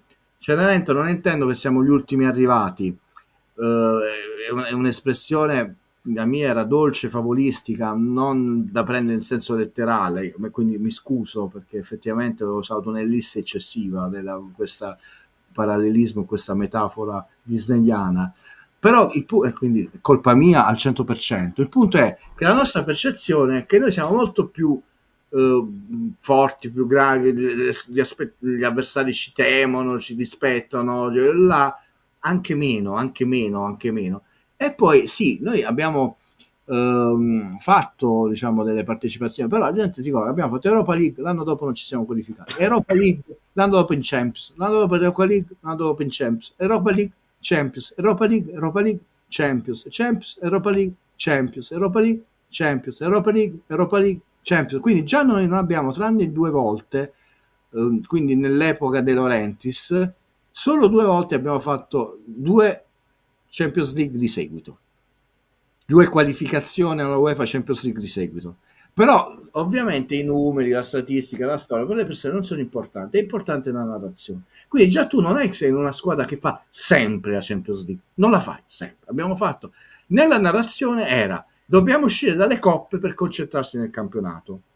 Tant'è vero che tu hai una semifinale, quella famosa di Benitez, che era Chiattone, le mozzarelle, eccetera, noi abbiamo fatto in quegli anni anche 15.000, 17.000 spettatori al San Paolo per le partite europee. Secondo me la UEFA è contentissima quando andavano le immagini quelle partite con 15.000, 17.000, però nel nostro immaginario l'inferno del San Paolo, perché Pinco Pallino, cazzate, perché se apri il file con le medie spettatori delle partite europee sono bassissime, tranne quando viene Real Madrid. Però nel nostro immaginario è come si chiama, cioè noi siamo una squadra che ha fatto un'onesta partecipazione, scusate l'esempio precedente, ma anonima. Non abbiamo mai eliminato una big, mai.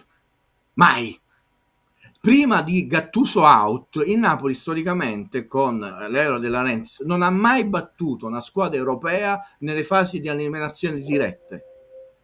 Però nell'immaginario collettivo noi siamo il Napoli, come si chiama? Allora potrei darvi di annoiare 75, non statistiche, dati storici delle nostre partecipazioni all'Europa Champions League, che sono modestissimi. E non lo dice uno. Allora, io senza avere questi numeri sotto mano, che ovviamente tu senti dentro di te senza aprire i file, io mi sono chiesto la stessa cosa quando ho cominciato a vedere l'arbitraggio di stasera e mi sono detto una cosa che ci siamo detti altre volte, che in Europa non contiamo molto. Allora, mi dà sempre questa impressione che tutte le volte che poi ci lamentiamo e riguardiamo indietro, perché hanno espulso Anghissà e perché Leao su Lozano, riprendendo delle memorie vicine, senza poi tornare a quella semifinale di Europa League dove ricordiamo cosa si fecero, eccetera, eccetera. E l'impressione è proprio quella che, anche se noi abbiamo la percezione che in Europa abbiamo fatto la nostra esperienza, che abbiamo detto la nostra perché ci sono delle partite mitiche che ci ricordiamo come mitiche perché eravamo Cenerentola là, perché quando tu affronti con Aronica il Chelsea con Dzeko all'epoca, no, che era il Manchester City con Dzeko o comunque quel Chelsea col Drogba, è chiaro che tu dici mamma mia che cosa incredibile, però è da lì che io mi rendo conto che non siamo visti così grossi in Europa dagli arbitri che ci mandano, dal fatto che se possiamo protestare comunque non cambia niente, e quella sensazione che abbiamo noi resta un pochino al vomero. Perché tu non hai mai accettato l'idea, non tu Valerio, tu Canale, tu Guido, che intanto questa non è un'eliminazione però, amico, cioè questa è gironi ed è sempre quell'esempio che tu prendi per dire l'abbiamo fatta la partita alla grande. Sì, ce ne abbiamo di altri esempi, il Borussia Dortmund, eccetera, eccetera, ma sono per noi gli unicum che poi non ci hanno portato alla fine a superare quelle cose. Io mi aspettavo, io dico, non è che tu dici passi gironi, ottavi, passi gironi, ottavi, passi gironi, ottavi, passi gironi, ottavi, alla 10ª volta passi, intanto li hai passati sempre, quarti di finale. E invece la gente quest'anno è finale, invece non passi i gironi, non ti qualifichi, passi i gironi subito eliminato, non vai alla Champions League, come si chiama.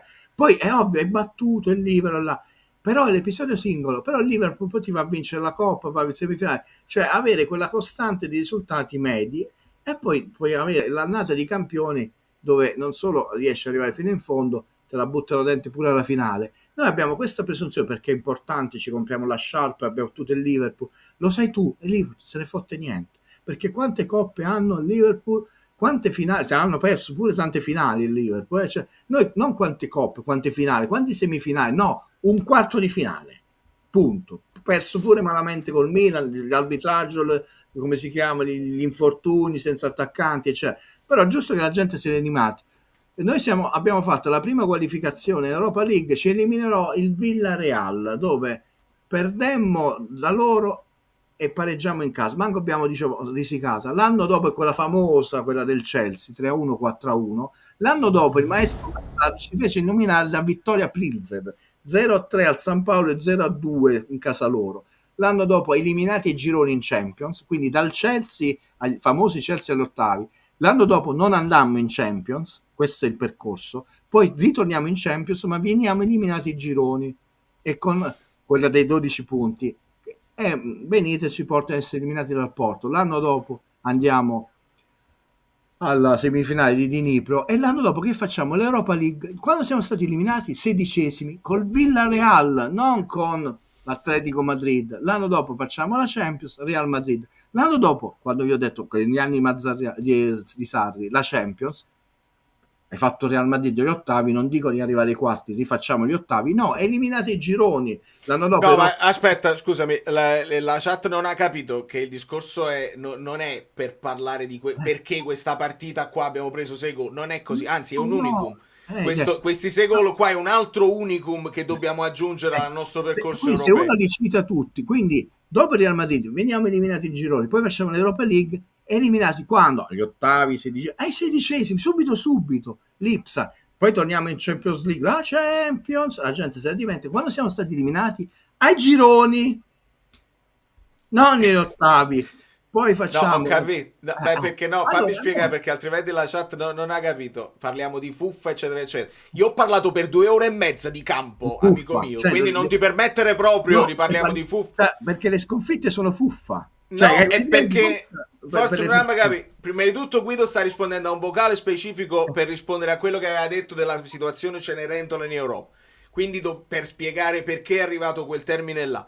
Io ho parlato, mo stiamo a 2 ore e 25, dove ho parlato di campo, di tattica, di come ci entravano da tutte le parti, dell'umiliazione, eccetera, eccetera. Se allarghiamo, forse riusciamo a vederla anche in maniera più... Perché la partita nello specifico, il 6-2... poi faremo l'analisi e vediamo dove abbiamo sbagliato, eccetera, eccetera. Ma si va, quando non è che hai perso una partita, ma sei andato ben oltre, è chiaro che il discorso è più ampio, no?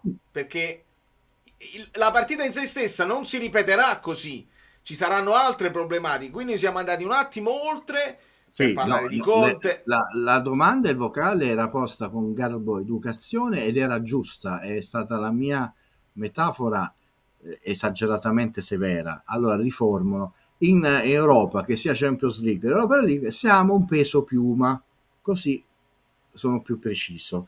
Questo è un altro discorso, esatto, questo è un altro discorso che mi interessa approfondire, eccetera, eccetera. Mann giocava nel Parma, lui è pronto per la Champions e Lang no. Lang giocava la Champions l'anno scorso, quindi Lang era prontissimo per la Champions l'anno scorso con il PSV e ha facetto pure male a Juventus. Quindi non è una questione che Lang non è pronto, è questione Conte lo voleva Lang quando si sono sentiti a telefono. E io ho parlato, il discorso, ritorniamo a quello iniziale delle domande mie che mi sto ponendo, di equivoci tattici. Allora parlate di pallone, non è che andiamo a parlare di fuffa, ma parlate proprio di pallone, per capire se...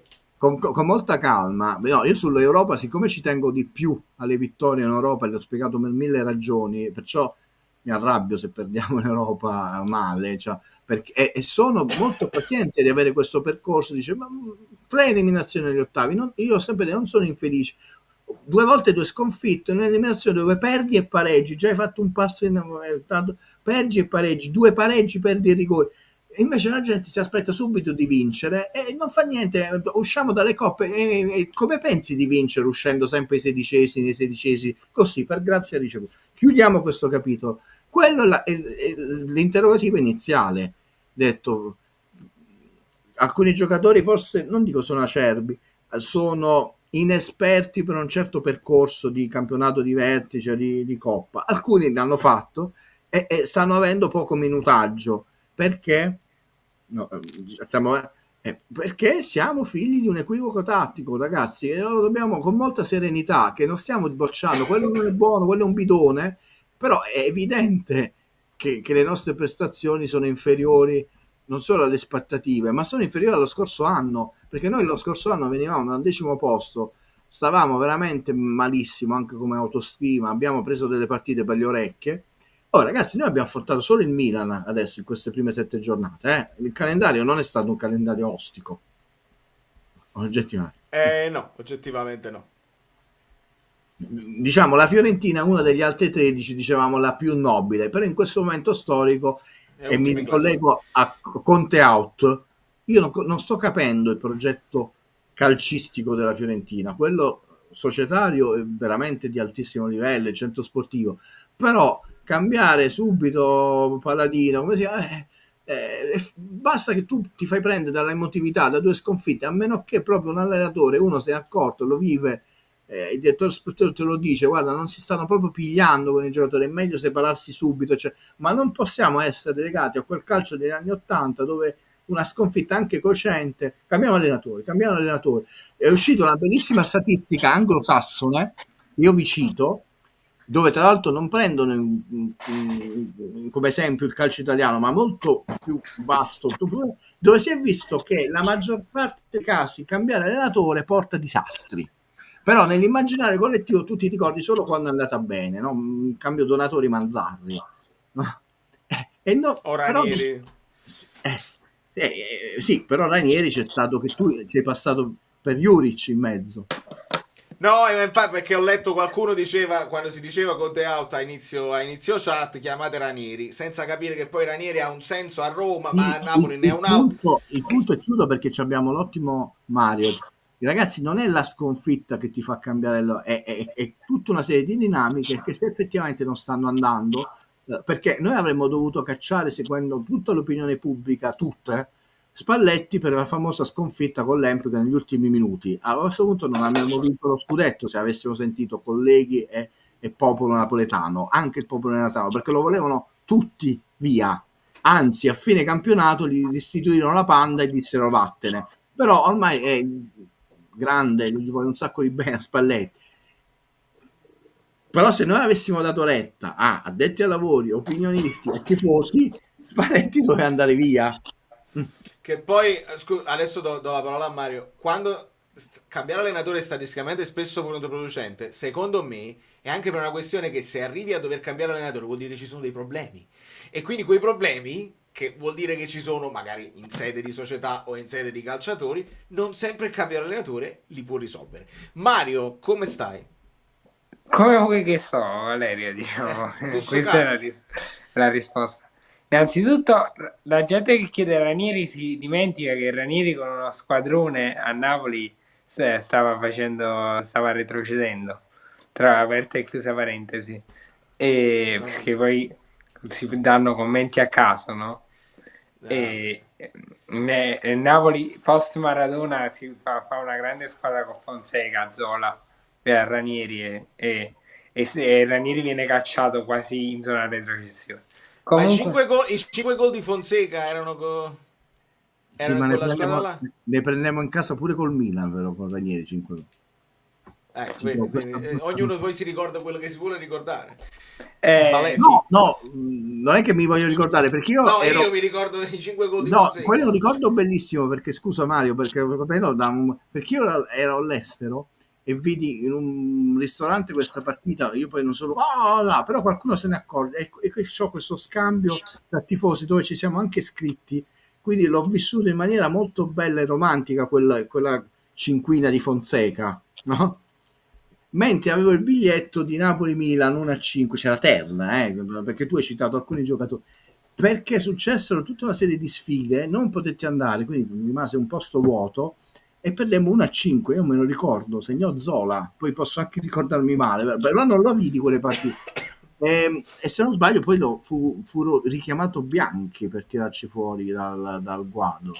Perdemmo con la Juventus 2-3 con Mauro che finge un rigore, non glielo diedero e poi disse ma queste cose a me la Juve, segnò Vialli su punizione 1. Cioè fu un anno di umiliazioni. Quella cinquina a me permise di andare allo stadio perché mio padre disse vabbè, abbiamo vinto 5-0, sarà una partita più tranquilla, e quindi mi portò allo stadio perché Quindi c'era meno dovettero pressione. richiamare Bianchi, me lo ricordo, che aveva rotto col Napoli all'epoca di Maradona. Certo. Rottura totale.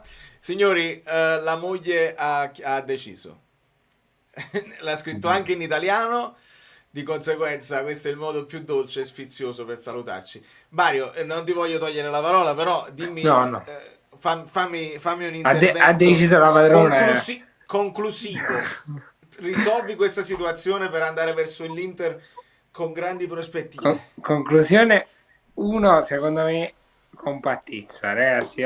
Oggi abbiamo preso una botta forte tutti quanti, quindi compattezza, andiamo a giocare questa partita. Secondo me, io quando si parla del fatto che Conte il secondo anno cambiò, secondo anno all'Inter cambiò, si abbassò e mise, se vi ricordate, mise Eriksen mediano del 3-5-2.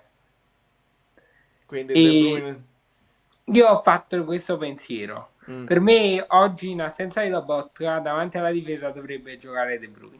No, pensiero mio. Ci sta Io avvicinando. Gilmour l'ho visto veramente male. Vabbè, è forse l'amore per Lobotka che mi fa parlare, che mi fa essere un po' bias, però mi sento di dire che Gilmour non è ancora Lobotka, questo penso si può dire. No, ma lontanamente. Chiudiamo dicendo bella la tua soluzione, però a questo punto bisogna avere coraggio e devi avere delle risposte sul campo di almeno uno tra Lang e Neres, perché se allontani De Bruyne dalla zona dove può essere incisivo con i suoi passaggi illuminanti, geniali e raffinati, e non puoi perdere, cioè se acquisisci maggiore copertura, saggezza dietro, però non puoi proprio perdere quel poco di qualità che abbiamo avanti, ed è anche arrivato il momento dei due ragazzi che non sono già più giovanissimi dimostrare che loro delle qualità ce l'hanno. Questo è il momento di dire come ricompattiamoci e piano piano dobbiamo riprenderci E allora questo è il modo, abbiamo trovato lo spazio per l'angolo. Viva le mogli! Viva le mogli! Un abbraccio Mario, grazie mille per essere Un abbraccio. passato. E un abbraccio a Guido, grazie mille anche senza voce. Mi spiace. Sei sempre prezioso. Grazie mille. Un abbraccio a tutti. Amici bellini, vado a fare il marito come è giusto che sia, perché poi noi ci allarghiamo, facciamo e diciamo, ma ci sono delle cose da fare. Forza Napoli sempre, non molliamo, ci siamo disuniti però. Bisogna dirlo che ci siamo disuniti. Riuniamoci, lasciate il like finale, riuniamoci perché reaction, analisi e soprattutto devo sentire le parole di Conte perché non mi conviene, già capi buono. Amici bellini alla ribalta, Poriani è bello, tutti lo sanno. Molto bene, vedo un clima sereno, mi fa piacere. Allora, prego.